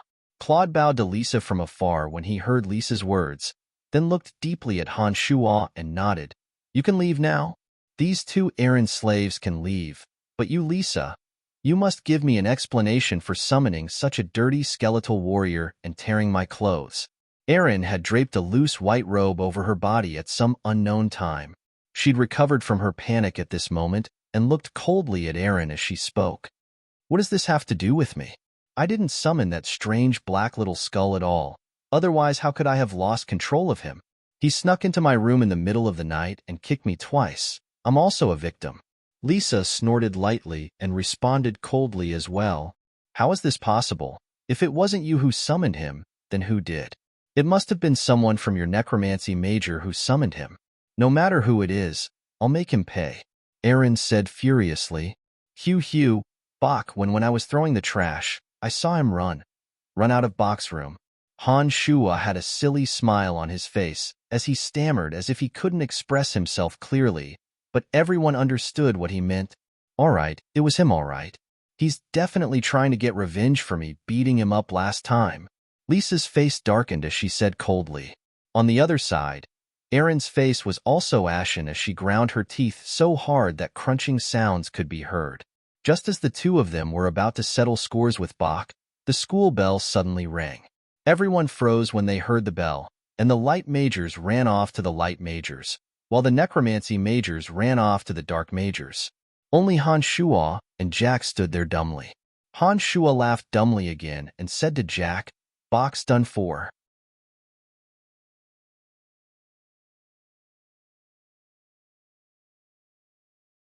Chapter 10. The students had already gone to class, but Han Shua and Jack's work for the day had yet to begin. After everyone had left, Han Shua and Jack also went their separate ways to attend to their own matters. Han Shua completed his task of cleaning the stone statues and felt the heavy feeling in his chest gradually disappear. Arriving at a secluded area with no one around, Han Shua unbuttoned the coarse cloth around his chest and saw that there was actually a faint green light leaking out from his chest.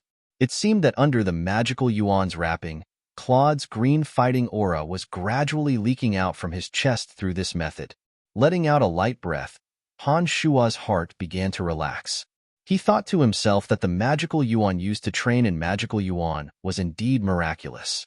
From the knowledge that Han Shua had recently obtained, knights were also divided into strict ranks. Every knight had a different rank, and the color of their fighting aura was also different.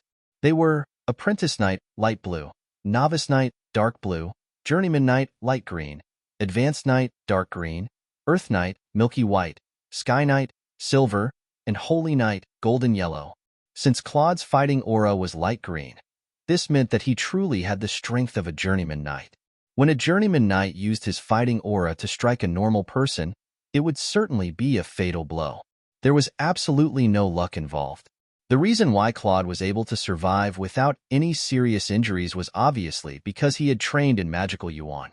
Feeling the magical Yuan tightly wrapping around the light green fighting aura, Han Shua let out a sigh of relief, but he didn't dare to train in magical Yuan anymore. He was afraid that the magical Yuan would follow his will and flow to other parts of his body. Without the restraint, the light green fighting aura would suddenly explode and damage his internal organs.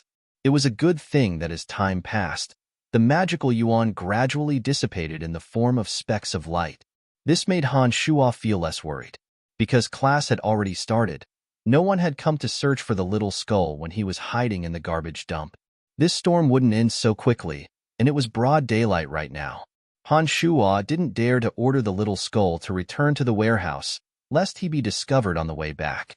In the afternoon, in the dark major training field, the facilities of the Babylon Academy of Magic and Force were very complete. Every department had their own training field, and the training field was for the students to use to test their magic. There were all kinds of testing equipment inside, such as the Divine Testing Stone for testing mental strength and magic refining equipment for testing the power of magic. The necromancy major also had a few spacious rooms for students to conduct magic tests. Han Shua was holding a mop and mopping a few practice fields belonging to the necromancy major when he suddenly saw some necromancy students walking over. Among them was Bach, who hadn't come looking for trouble for a long time. Bach's face was swollen, and he looked miserable. It seemed that Irene and Lisa had already taught him a lesson. Barker's face suddenly turned ashen when he saw Han Shua mopping the floor. His face, which was already ugly to begin with, became even more distorted. It was almost impossible to make out his original appearance. Han Shua was secretly pleased with himself as he wore a silly and honest smile on his face. He was even humming some light, indescribable ballad as he gripped the mop in his hand and pulled it here and there in a variety of ways. Damn, Brian. When did you see that black little skull run out from my room? Barker's face was distorted, and he roared angrily at Han Shua. With a blank expression, Han Shua lifted his head to look at Barker and gave him a silly smile. He didn't respond at all as he pulled the mop and quickly walked away. Don't run. I won't let you go today. Buck, how many times have I told you not to bully Brian? Don't tell me that you dare to disobey me? Fanny walked in from the door and immediately put her hands on her hips when she saw that Barker was about to chase after Han Shua. Master Fanny, look at my face. It's all because of Brian's lies that I was beaten up by Lisa and Irene. It's Brian who is bullying me. Oh, I've heard about what happened this morning. Maybe Brian saw things in his days. He's already like this. Why are you still bickering with him? Humph, with your level of magic, you really can't summon the powerful and strange little skull. At this point, Fanny murmured to herself, just who summoned it? Master is also very curious. There's a rumor going around that our necromancy major has made a great breakthrough, and that we've discovered a spell that makes dark creatures unafraid of light magic attacks. Han Shua walked to the corner of the room and looked at the beautiful Fanny from afar. Fanny's long, pale purple hair was coiled into a purple bun today, with only a few strands of messy purple hair left on her forehead. It added a few hints of charm and beauty, and made Han Shua sigh with admiration in his heart. Brian, your agony of the soul should be over. You can practice zombies with me today. Come, let's go to training field number 3. The little witch Lisa swept a glance at Han Shua in the corner and said haughtily, Lisa, practice is practice, but you can't use the Wraith to attack like last time. Fanny was worried that something would happen to Han Shua when she heard Lisa's words and spoke up to remind her. Got it, Master Fanny. Lisa responded carelessly and walked towards training field number 3. Helping students practice magic was one of the duties of an errand boy. On the other hand, Han Shua also wanted to wait for an opportunity for revenge, so he obediently put down the mop and walked towards training field number 3. When Han Shua entered the training field, he heard a click. Lisa had already closed the door to training field number 3. This meant that she wanted to use it alone. Lisa stood behind the door proudly and stared at Han Shua. Let's see where you can run off to today. Lisa immediately raised her hands after saying this and started chanting a magical incantation. Fallen zombie warrior, answer the call of the Dark Herald and reveal your existence. A zombie warrior with a dark green body and tough muscles appeared in response to incantation summon. It held a thick wooden stick in its hand. Zombie warriors were a level higher than skeletal warriors. Zombie warriors weren't zombies. Their bodies were tough and sturdy, and their movements were faster and stronger than skeletal warriors. Only novice magicians could summon them. A magician's apprentice like Barker couldn't do anything. These dark creatures could attack the enemy according to the summoner's mental commands. However, these low-level dark creatures were often very unintelligent and could only carry out the simplest attacks. If the summoner wanted to bring out the greatest attack power of the dark creatures, they had to constantly control them with mental strength and make them carry out all sorts of complex attacks according to the summoner's will. However, if one wanted to use mental strength to control the dark creatures to attack the enemy, they had to go through repeated practice before they could find the knack. Therefore, the errand boys of the necromancy major had become the targets of this training. All this time, Lisa and the others had only used the errand boys to practice the techniques of controlling skeletal warriors. However, it was obvious that Lisa was up to no good this time that she had summoned a zombie warrior. When Han Shua saw that Lisa hadn't summoned a skeletal warrior, but an even stronger and higher-level zombie warrior, he couldn't help but be dumbfounded. He'd already cursed Lisa dozens of times in his heart and immediately retreated a few steps with full concentration. Brian, I've seen that you've been running faster recently and that your strength has increased quite a bit. Using a skeletal warrior to practice with you is looking down on you too much.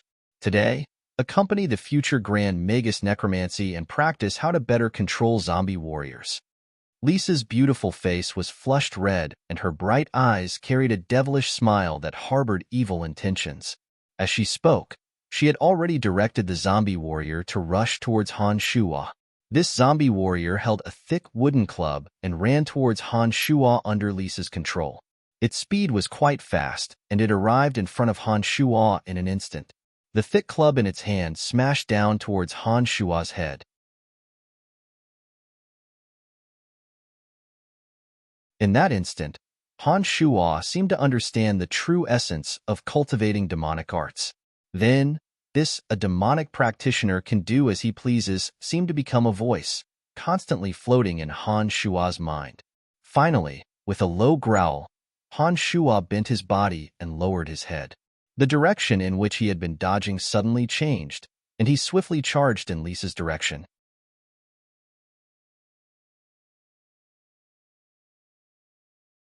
Chapter 11. At this moment, Lisa was still putting all of her attention on manipulating the zombie warriors. Han Shuo suddenly changed directions and charged straight at her. Lisa was a bit stunned and then panicked. She hurriedly controlled the zombie warrior to follow Han Shuo, while she gave a soft cry and dodged to the side. Han Shuo was hunched over with his head down, so Lisa couldn't see the expression on his face. However, Han Shuo's frail body had an aura that was as sharp as the edge of a sword as he ran. This aura was completely different from Han Shuo's usual behavior and was the source of Lisa's panic. Because the zombie warrior was a beat slower, its speed couldn't catch up to Han Shuo. It looked like it wouldn't be able to help Lisa in the short term. Lisa could no longer maintain her previous composure at this moment and ran around with a face full of panic. In this way, a strange scene appeared in the training field. The zombie warrior held a wooden club and chased after Han Shuo, huffing and puffing. Han Shuo didn't say a word and only chased after Lisa with his head down. Lisa was dodging left and right around the training field, even forgetting to join forces with the zombie warrior to deal with Han Shuo alone. "Brian, are you crazy? How dare you chase after me?" Lisa yelled as she ran, her voice a bit frantic. As the pursuer, Han Shuo's mind was muddled at this moment. Only the voice of "a demon cultivator can do as he pleases" seemed to be repeating in his mind. Han Shuo himself knew that he couldn't get into a big conflict with Lisa at this moment. Otherwise, not only would he be punished by the Academy, but he would also be retaliated against by Lisa's family. With Han Shuo's identity as an errand boy, either side would make him suffer. However, logic was logic, and thoughts were thoughts. Even though he knew he shouldn't, Han Shuo seemed to have taken the wrong medicine and chased after Lisa with a death grip. This was truly in line with the saying, "A demon cultivator can do as he pleases." Suddenly, Lisa gave a soft ah and slipped in the middle of running, falling head over heels. At this moment, Han Shuo was about to catch up to Lisa and took advantage of this opportunity to appear next to Lisa with a slight push. "Ah, Brian, what are you doing? If you dare bully me, I'll kill you for sure." Lisa hadn't gotten up yet when she saw that Han Shuo was already standing next to her, raising his left foot and kicking towards her. She couldn't help but threaten him in her panic. Han Shuo had a very strange expression on his face at this moment. His eyebrows were tightly knit together, as if he was hesitating and struggling.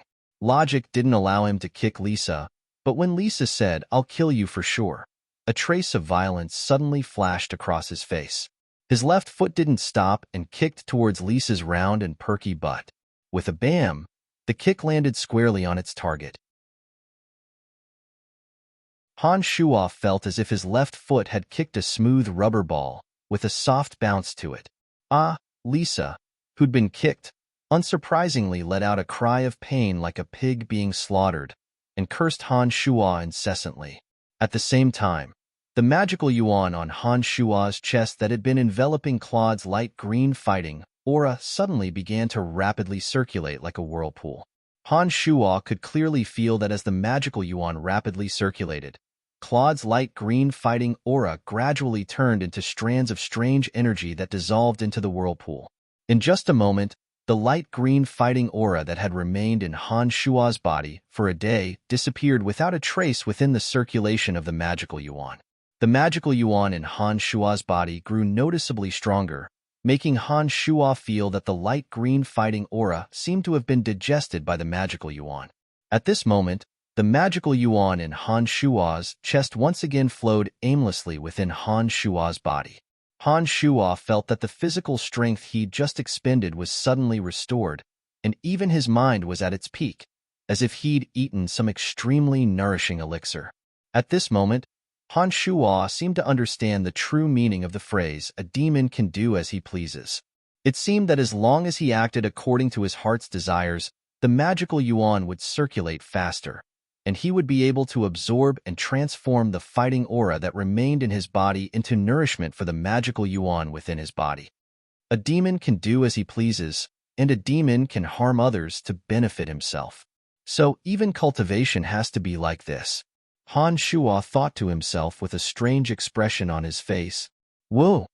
It hurts, damn Brian. I'll definitely kill you. You're hurting me. At Han Shua's feet, the little sorceress Lisa was still yelling threats at Han Shua, clutching her perky little butt. There were faint glimmers of tears in her eyes. It seemed that Han Shua's kick just now had not been light. His contemplation was interrupted by the loud yelling. Han Shua saw Lisa's current appearance and immediately knew that he was in trouble. Han Shua was well aware of Lisa's temper. She was famous for seeking revenge for the smallest grievance. She would definitely not let this matter rest after kicking her this time, especially since Lisa was already crying. Looking at her appearance, her butt seemed to have suffered quite a bit of damage. If the school found out about this, Han Shua would definitely be finished. At this moment, the zombie warrior finally arrived in front of Han Shua with the wooden club in hand. Under Lisa's control, the club smashed towards Han Shua's head. Looking back, Han Shua was startled to see the wooden club descending towards his head. However, he suddenly felt that the speed of the club's fall seemed to have slowed down. Han Shua's feet moved, and he actually easily dodged the attack this time. Han Shua was a bit surprised. He watched as the club fell again, and he also easily dodged to the side. Then, Han Shua understood that it wasn't that the zombie warrior's movements had slowed down, but rather that his speed and eyesight had improved. Heh, still missed. With a strange laugh, Han Shua set aside his thoughts and continued to dodge the zombie warrior's attacks. Every time he ran, Han Shua could feel that his body was becoming more and more nimble. He actually had the leisure to tease Lisa. The little demoness Lisa had originally controlled the zombie warrior to take revenge for herself, but who would have thought that the despicable Han Shua would suddenly become as nimble as a little monkey, jumping left and right to avoid the zombie warrior's attacks. He even shamelessly opened his mouth to yell again and again, as if mocking her helplessness. Damned Brian, I won't let you get away with this. Lisa saw that the zombie warrior was helpless against Han Shua, and that her butt was sore and her spirit was a bit low. She screamed a threat and immediately sent the zombie warrior back to the other dimension. At the same time, Lisa wanted to get up from the ground, but her butt was kicked by Han Shua. It hurt so much that she cried out in pain as her legs gave out and she once again sat on the ground. After the zombie warrior disappeared, Han Shua no longer felt any pressure. Instead, he smiled foolishly and came to Lisa's side. He even stupidly extended his skinny left hand and said foolishly, "I'll take you to the infirmary." "That's none of your business, you damned lunatic." Traces of tears were still on Lisa's small face as she felt the pain on her butt. She immediately said fiercely to Han Shua. Han Shua seemed to be a bit dazed when he heard these words, and then a mischievous light burst forth from his eyes. He actually reached out his left hand and suddenly felt Lisa's smooth, perky butt. He said foolishly then I'll help you rub it. Although this little she-devil Lisa had an exceedingly bad temper, she was indeed a beautiful little girl. Although her breasts weren't fully developed yet, her little butt was abnormally full. Han Shua's heart immediately skipped a beat when he touched it. It felt exceedingly soft and perky, extremely nice to the touch. Ah, Brian, go to hell. Don't come near me. There were still traces of tears on Lisa's face when she felt her buttocks being rubbed by Han Shuo. She immediately screamed like a madwoman and used all her strength to hit Han Shuo's body with all her might. In particular, Lisa's kick landed squarely on Han Shuo's ankle. Han Shuo lost his balance and fell face to face with Lisa, his left hand still on Lisa's butt. A delicate fragrance seeped into Han Shuo's nose. This fragrance came from Lisa, and Han Shuo's heart skipped a beat when he smelled it. Lisa's body was soft beneath him, and his left hand was still supported by Lisa's butt. Han Shuo could clearly feel Lisa's softness. In that instant, it was as if Lisa had suffered a heavy blow. She stood there dumbly, staring blankly at Han Shuo. However, Lisa only stared blankly for a moment before she stopped making a fuss. She suddenly raised her two hands high and chanted an incantation with a frosty expression: endless darkness, transform into annihilating bone arrows, destroy with my will. Han Shuo was horrified as he knew that this was the starting incantation for the necromancy spell, Bone Arrow. At such a close distance, Han Shuo wouldn't even be able to dodge if the bone arrow were to shoot at him.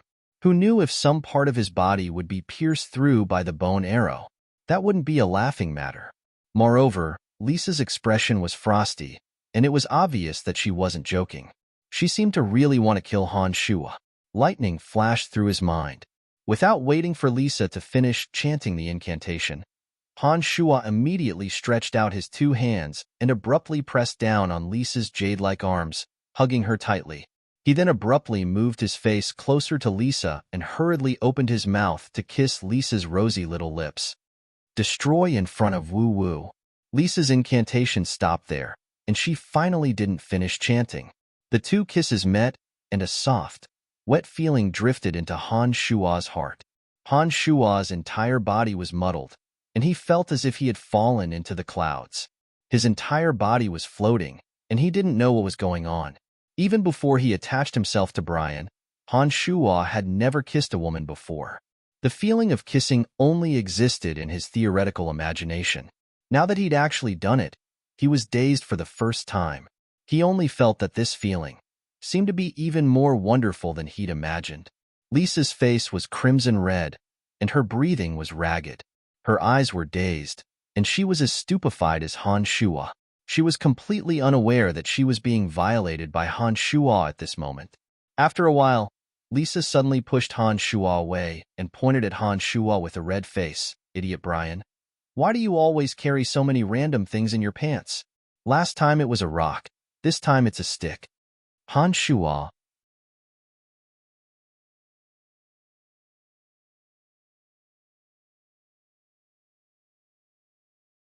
When night fell and no one was around, Han Shuo snuck to the junkyard and tried to use his mental strength to command Little Skull to come out. Who knew that Little Skull wouldn't receive the command? With no other choice, Han Shuo could only endure the stench and rummage through the junkyard. In the end, he found Little Skull underneath the garbage. Little Skull was paralyzed under the garbage and didn't seem to be breathing, as if he'd fallen asleep. The ribs in his chest seemed to have fallen apart, and he looked like he'd suffered heavy injuries. Based on his connection with Little Skull, Han Shuo knew that Little Skull hadn't been crippled. When he thought about how Little Skull had received his orders to take revenge on Lisa and then looked at Little Skull's pitiful state, he felt a pang of sorrow in his heart. Claude, oh Claude, just you wait. I'll settle this with you sooner or later. Picking up Little Skull, Han Shuo took advantage of the dark and windy night to sneak back to the junkyard. The broken ribs in front of Little Skull's chest still made clanging sounds as Han Shuo ran. This caused a bout of heartache for Han Shuo. After returning to the junkyard and carefully closing the door, Han Shuo thought for a moment and once again placed Little Skull into the wooden barrel. He then rummaged around and found 7 broken bones, sticking them into the barrel and continuing to infuse magical yuan into it. He once again deployed the magical concentration matrix and attempted to use the method of repairing demonic treasures to repair Little Skull's body. This time, after Han Shuo infused magical yuan into the small wooden barrel, he discovered that his body seemed to feel much better compared to the previous time when he'd been completely drained. It was as if his magical yuan had increased after enveloping and melting Claude's fighting aura in the morning. This caused Han Shuo to have another thought in his mind. After placing Little Skull in place, Han Shuo took out the foundations of necromancy magic from under the small wooden bed and continued to study it. These days, Han Shuo would read the foundations of necromancy magic every time he returned home. Although this book was only a book on the basics of magic and didn't record any powerful necromancy magic, it was still too profound for a novice like Han Shuo who knew nothing about magic. Today, as he flipped through the pages of the Magic Dictionary and compared it with the foundations of necromancy magic, Han Shuo had unwittingly sunk into infatuation. However, even with the Magic Dictionary in hand, he still couldn't understand some of the terms within. Sighing deeply, Han Shuo put down the two books in his hands. He thought to himself that he had only understood magic for 10 days after all. If he could understand everything in the books, then there would be no need for the Babylon Academy of Magic and Force to exist.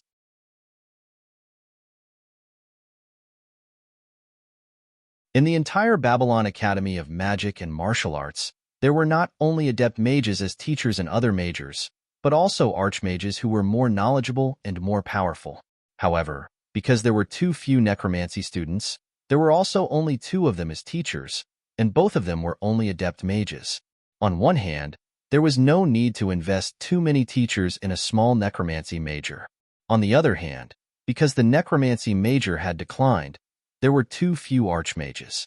In the Babylon Academy of Magic and Martial Arts, as long as the students passed through the various trials and became adept mages, they could graduate. Of course, if the students wanted to continue their studies in the academy, they could still stay and study. Because there were more students in many majors, they were divided into classes of magic apprentices, beginner mages, and intermediate mages. However, there were too few necromancy students, so all the students were in the same class. At this moment, Han Shuo was incomparably focused. He lowered his head with a trace of a happy smile on his face. In this short while, Han Shuo had already understood a few things that he had never understood before from Jean's explanation. In this moment, Jean's dull, old-fashioned voice was like the sound of nature in Han Shuo's ears. Han Shuo was completely intoxicated by it. With a plop, a student wearing a magic robe suddenly fell down in front of Han Shuo.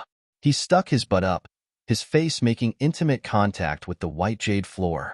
He then crawled up from the ground, grimacing, and turned to look at Han Shuo. He said angrily, "Brian, how dare you use a broom to rub my feet?" I was only sweeping the floor." When Han Shuo saw that it was Fitch who had stood up, he immediately spoke in a panicked voice. Fitch was 176 meters tall. He had light blue hair, a bony body, and a loose magic robe that made him look like a covered stick. He was a journeyman mage in the necromancy major, and had always wanted to pass the trial to advance to adept mage. It was a pity that he hadn't passed the trial time and time again. He'd heard that he'd gone to another trial a few days ago, and had only just returned. Han Shuo had been so enthralled by Jean's lecture on the foundations of magic that the broom in his hand had swayed unconsciously. It wasn't strange that Fitch had been caught in it. It's Fitch who's back. Heh. Did you fail the trial again? It looks like you still need to work hard if you want to become an adept mage. Teacher welcomes you back very much. Brian must have done it unintentionally. Don't take it to heart. Jean laughed lightly in the classroom and spoke lightly with a mocking tone. However, Han Shuo didn't feel the slightest bit of gratitude when he heard Jean speak up for him. Instead, he cursed Jean in his heart for meddling in other people's business.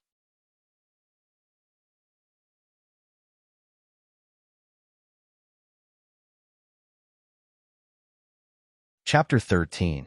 Indeed, Fitch's face darkened, as if someone had stepped on it with a dirty shoe as soon as Jean's voice fell.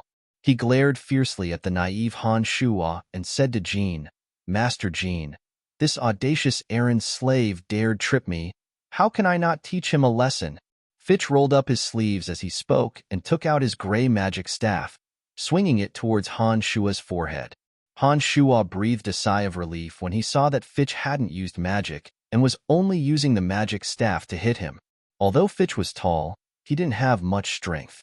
Han Shuo saw that the blow didn't have much force behind it and directly ignored it.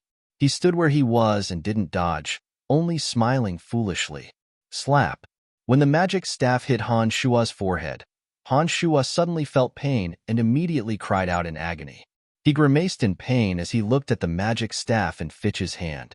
He hadn't thought that the seemingly wooden magic staff would be as hard and heavy as iron and stone.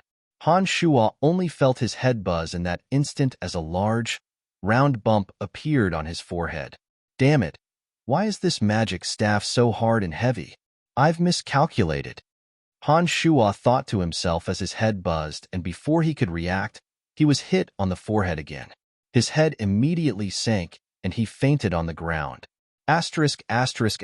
When Han Shuo woke up, he found himself lying on a large, soft bed. The faint smell of medicine permeated the air. He reached out to touch his forehead and found that the two large bumps on his head had already subsided.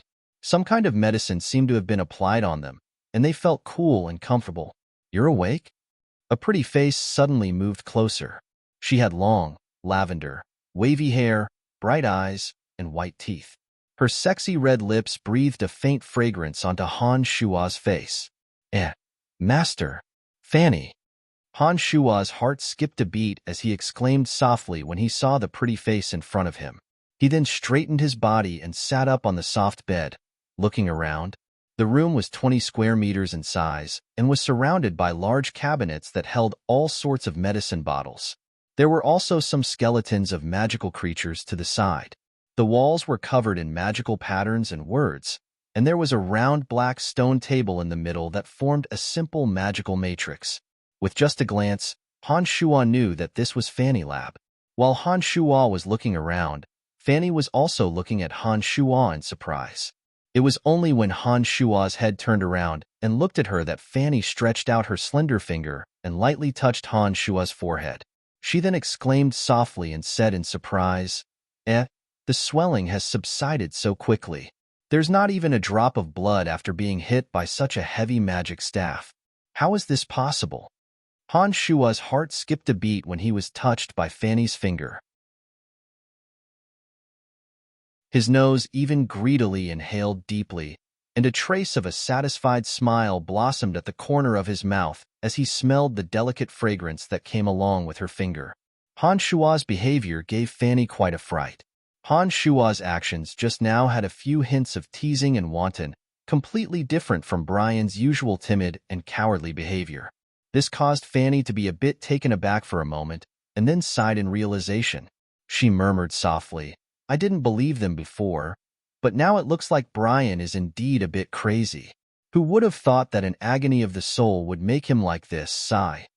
Although Fanny's murmur was exceedingly quiet, Han Shuo just happened to hear it loud and clear. He laughed wryly in his heart, thinking that yet another person had really believed that he was crazy. Suddenly, an expression full of interest appeared on Fanny's pretty face. She said in high spirits, Brian, the bruise on your forehead healed so quickly and you're completely fine now. Could it be because of the agony of the soul last time? Aya, this is too incredible. I have another topic to research. Necromancy magic is incredible indeed. Han Shuo could only smile wryly at her self-righteousness when he saw Fanny's face full of excitement as she frantically rummaged through the items. Right now, the impression that Han Shuo gave her was that of a crazy person. He naturally couldn't explain that his body's abnormalities were entirely due to practicing magical yuan. Fanny hadn't brought her glasses with her again today. Her slender, supple hands quickly rummaged through the magical items around her. After a while, she held a pale green ball the size of a palm in her hand and walked quickly towards Han Shuo, swaying her hips as she suddenly chanted an incantation. The pale green ball abruptly lit up with a gentle green halo and was pressed against Han Shuo's forehead by her jade hand. Strong magical pulses emanated from within the ball, and the pale green ball imprinted on Han Shuo's forehead was like a magnet, drawing out a trace of mental strength from Han Shuo's brain. The pale green ball suddenly flashed like a broken green light bulb. Oh, this is incredible. Brian, you actually have mental strength in your brain. My goodness, what's going on? Could it be that the agony of the soul magic also has the effect of baptizing ordinary people with mental strength? This is too amazing. Fanny suddenly cried out, shock and astonishment written all over her face. It looked like Han Shuo had mental strength in his brain, and the impact on Fanny wasn't small. I've decided this will be my research topic in the future. If the agony of the soul doesn't turn people into lunatics and can still retain mental strength in the body, then wouldn't it be possible for an ordinary person to become a mage? Oh, this is just too amazing. Gurgle, gurgle. At this moment, Han Shua's stomach protested with hunger. The excitement on Fanny's face hadn't faded yet, and she said to Brian in high spirits, "It's getting late. Go back and rest. I'll look for you often in the future. I'll discuss this with the school authorities in a while, and we'll reduce your workload appropriately and increase your meals appropriately until I've successfully researched this topic." Han Shua couldn't help but feel overjoyed when he heard Fanny's words. He couldn't help but have wicked thoughts as he looked at the alluring Fanny. He thought to himself that luck really couldn't be stopped now that his workload had suddenly been reduced, his meals had increased, and he could even take the opportunity to get close to Fanny. It looked like Fitch's battle had done him a great favor. After leaving Fanny's lab, Han Shua lifted his head to look at the afterglow in the sky and knew that it was already evening. He rubbed his forehead and discovered that apart from a bit of a slight pain, there were no major issues. He completed the afternoon's mission with great speed and ran into Jack at the bread collection area, panting heavily. Jack revealed a surprised expression when he saw Han Shua appear and looked oddly at Han Shua's forehead. He asked suspiciously, "Brian, didn't I hear that you fainted after Fitch hit you with his magic staff? How come there aren't any marks now?" "Master Fanny helped me apply a magic reagent, so the redness naturally faded quickly." "Heh. Master Fanny is so beautiful and gentle." Han Shua laughed heartily as he spoke to Jack. "Brian, this is your food for today." A shout traveled from the canteen window. Han Shua immediately ran over and received a piece of white bread, a small cup of milk, and a fried egg from the window. Mr. Gotha, are you mistaken? Brian's food should be the same as ours, and it should be smaller than my bread." Carrie, who'd been beaten up by Han Shua last time, shook a piece of black bread in his hand and spoke loudly to the fat Gotha who was in charge of distributing the errand boy's meals. Gotha looked coldly at Carrie and snorted lightly. "That's right, the school authorities ordered this. From now on, Brian's food will be like this. Take it up with the school authorities if you have any objections." "Humph, but you're just a little errand boy. You'll be asking for trouble if you say anything." Holding the white bread, milk, and fried egg in his hands, Han Shua laughed heartily as he looked at Carrie and Borg's angry expressions. He purposefully chewed on the bread loudly and couldn't help but praise, "SK. This white bread tastes different from black bread indeed. There's even milk and eggs. Oh my gosh, what a happy day.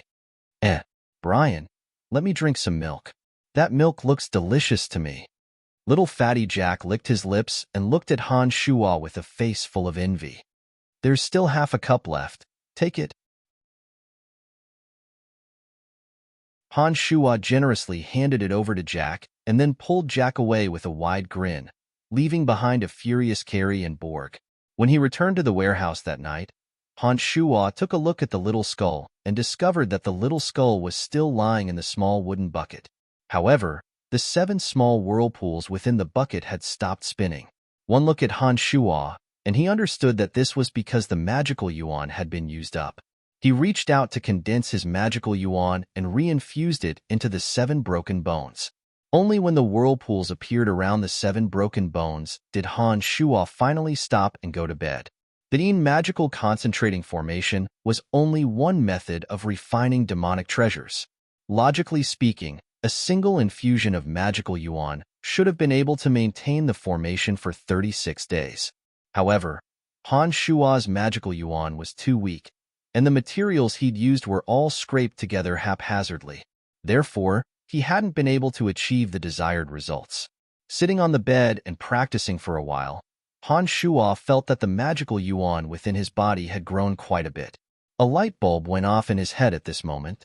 Since he had magical yuan in his body, Could he practice the offensive demonic yuan that Chu Kanglin had left behind? Han Shuo immediately furrowed his brow and thought hard after the thought occurred to him.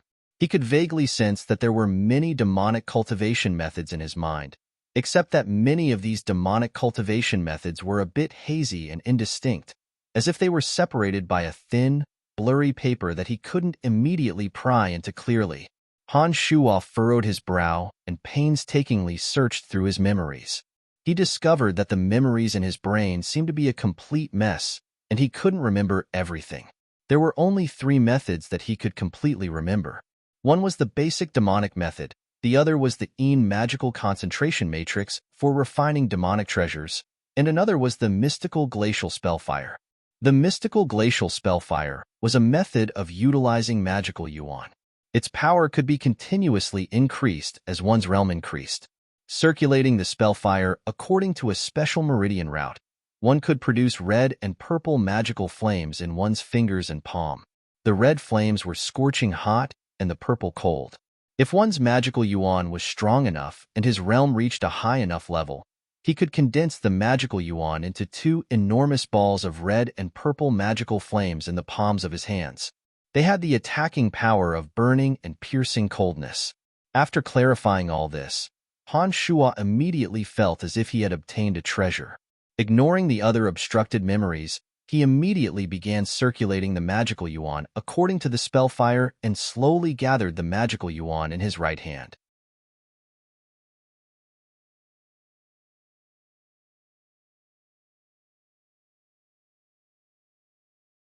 Chapter 14.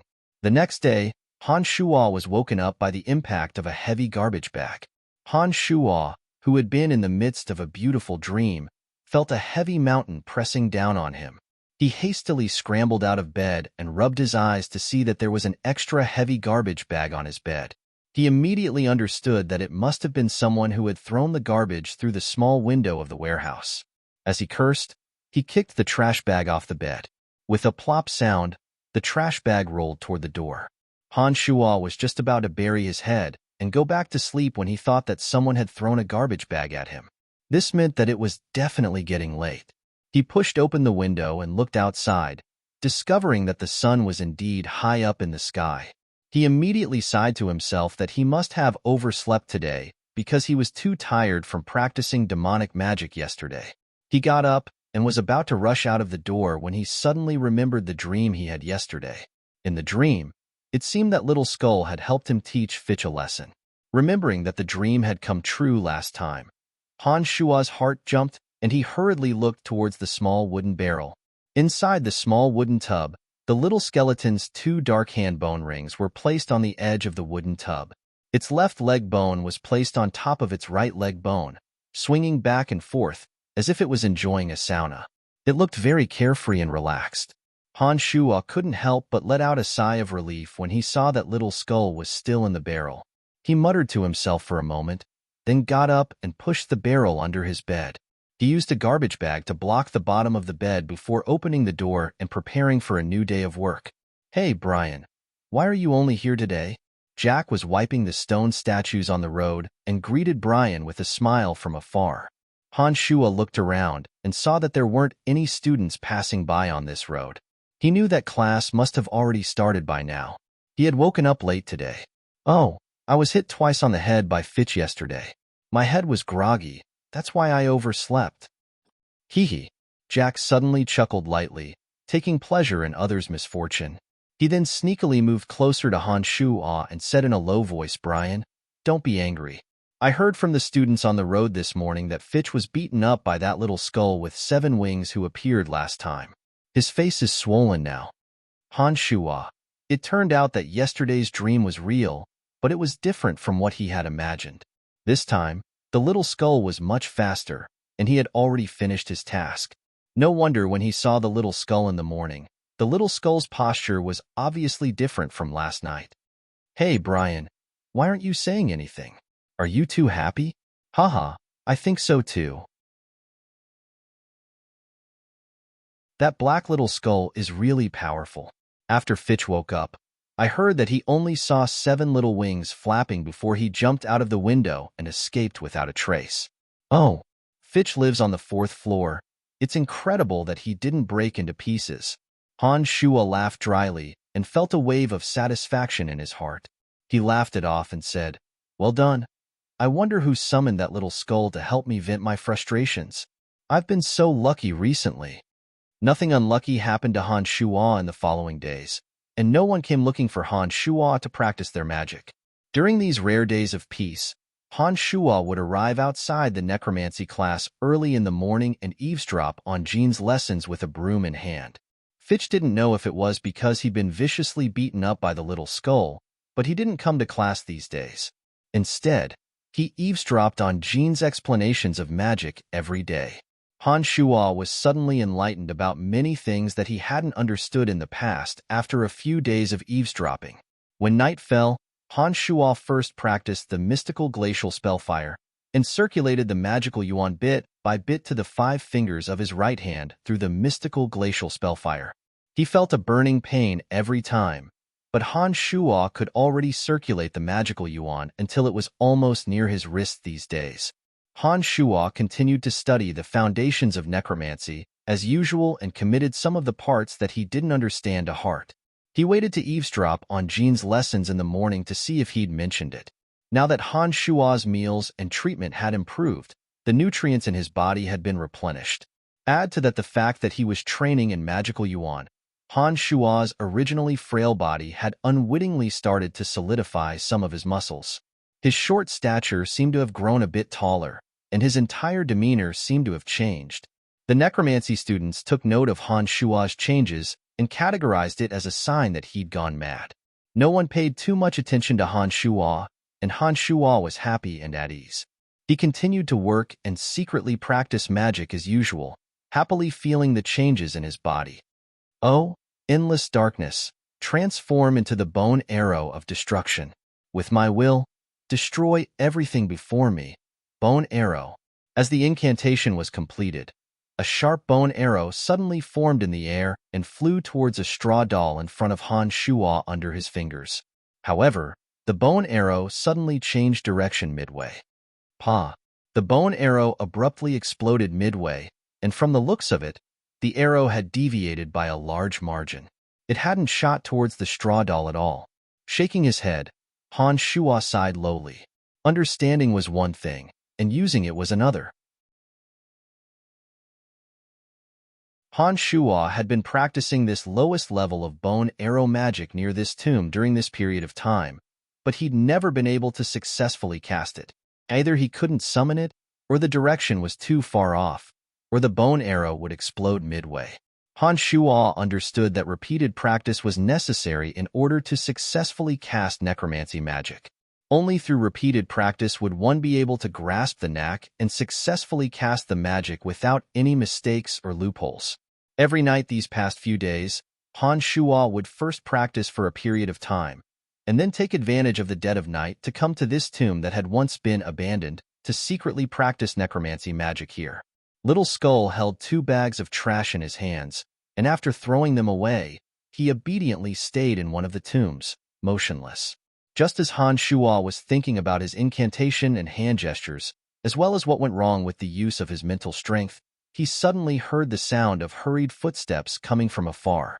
Han Shua's heart jumped, and he hurriedly hid in the pile of rocks next to the tomb. This tomb was very wide, and it was very quiet at night. Apart from Han Shua occasionally coming over to throw away some discarded magical materials, very few people would come here. Of course, Han Shua didn't want others to discover that he was secretly practicing magic here. Now that he heard the sound of footsteps, he naturally hid immediately. After a while, a tall, blue-haired, middle-aged man suddenly appeared in Han Shua's line of sight. His clothes were dyed crimson with blood, and he was foaming at the corner of his mouth. He held a broadsword in his hand. His footsteps were unsteady, and his expression was anxious. He stumbled over without a sense of direction and kept peeking behind him. When he arrived at the place where Han Shua had been practicing his necromancy magic, his body suddenly trembled, and his footsteps swayed as he fell to the ground. At this moment, he swiftly fished out a gray handbag from his chest and carelessly poked at the soft ground a few times. He stuffed the handbag into the soil, wiped it flat with his hands, and crawled back up to run forward. Dylan, where else can you run to? A kind voice traveled in from the distance as a black light flashed by. A kind, emaciated old man appeared behind the middle-aged man. He wore a kind smile on his face and wore a gilded magic robe. He held a magic staff embedded with 3 red, yellow, and blue gems in his left hand. One could tell with a glance that it was a very valuable magic staff. A ball of dark green light quickly flew over from the distance after the emaciated, benevolent old mage appeared. When it stopped here, the dark green light suddenly disappeared, and a sturdy, muscular swordsman with a long sword appeared. "Mr. Duke, what should we do with Dylan?" The swordsman stood respectfully next to the mage and asked humbly. The benevolent old mage Duke furrowed his sparse eyebrows and looked at Dylan, who was lying on the ground with blood foaming at the corner of his mouth. He sighed lowly. "Poor Dylan. I'm afraid he can't make it. He shouldn't continue to suffer like this. Eric, help him. Mr. is truly merciful." The swordsman Eric exclaimed with an odd expression. He suddenly rushed towards the still-running Dylan like lightning. Han Shua only saw a ball of dark green light flash through the air before Dylan's back splattered with blood. He finally collapsed to the ground, motionless. Eric put away the long sword in his hand and immediately crouched down to rummage through Dylan's body. His face gradually grew unsightly as he finally stood up and said helplessly to Duke, "Mr. Duke, the item isn't on him. How is this possible?" Duke was startled, and his complexion slightly changed. He waved the magic staff in his hand, and Dylan's corpse suddenly flew in front of Duke. Duke chanted a wind magic incantation, and several sharp wind blades suddenly formed in the air. The wind blades danced in the air, and the clothes of Dylan's corpse were torn apart. Han Shua hid behind the rubble and saw everything clearly. Eric's long sword had blossomed with a dark green light when he'd suddenly flown out just now. It was obvious that he was a senior swordsman. Such a senior swordsman was so respectful to Duke, indicating that Duke's identity or strength was even greater. This was the first time Han Shua had seen someone kill someone. His heart was in a state of chaos and his heart thumped rapidly. "It really isn't on him." Duke frowned as he muttered to himself. He shook the magic staff in his hand and threw Dylan's naked corpse to the ground like trash. Duke shook the magic staff again, and a strong mental strength rippled towards Han Shua. Han Shua's body was involuntarily brought flying towards Duke. How did you know I was there?" Han Shua was flustered in his heart, and even more so with his mouth. He made a big fuss as he danced in the air. "Heh, what a cute and pure young fellow. Judging from your clothes, you seem to be from the Babylon Academy of Magic and Force. Am I right?" Duke looked at Han Shua benevolently. As soon as he finished speaking, Han Shua suddenly fell from the sky and landed on the ground. "Yes, I'm an errand boy from the Babylon Academy. I'm here to throw out magical waste. I didn't see anything just now. It's getting late. You guys continue chatting.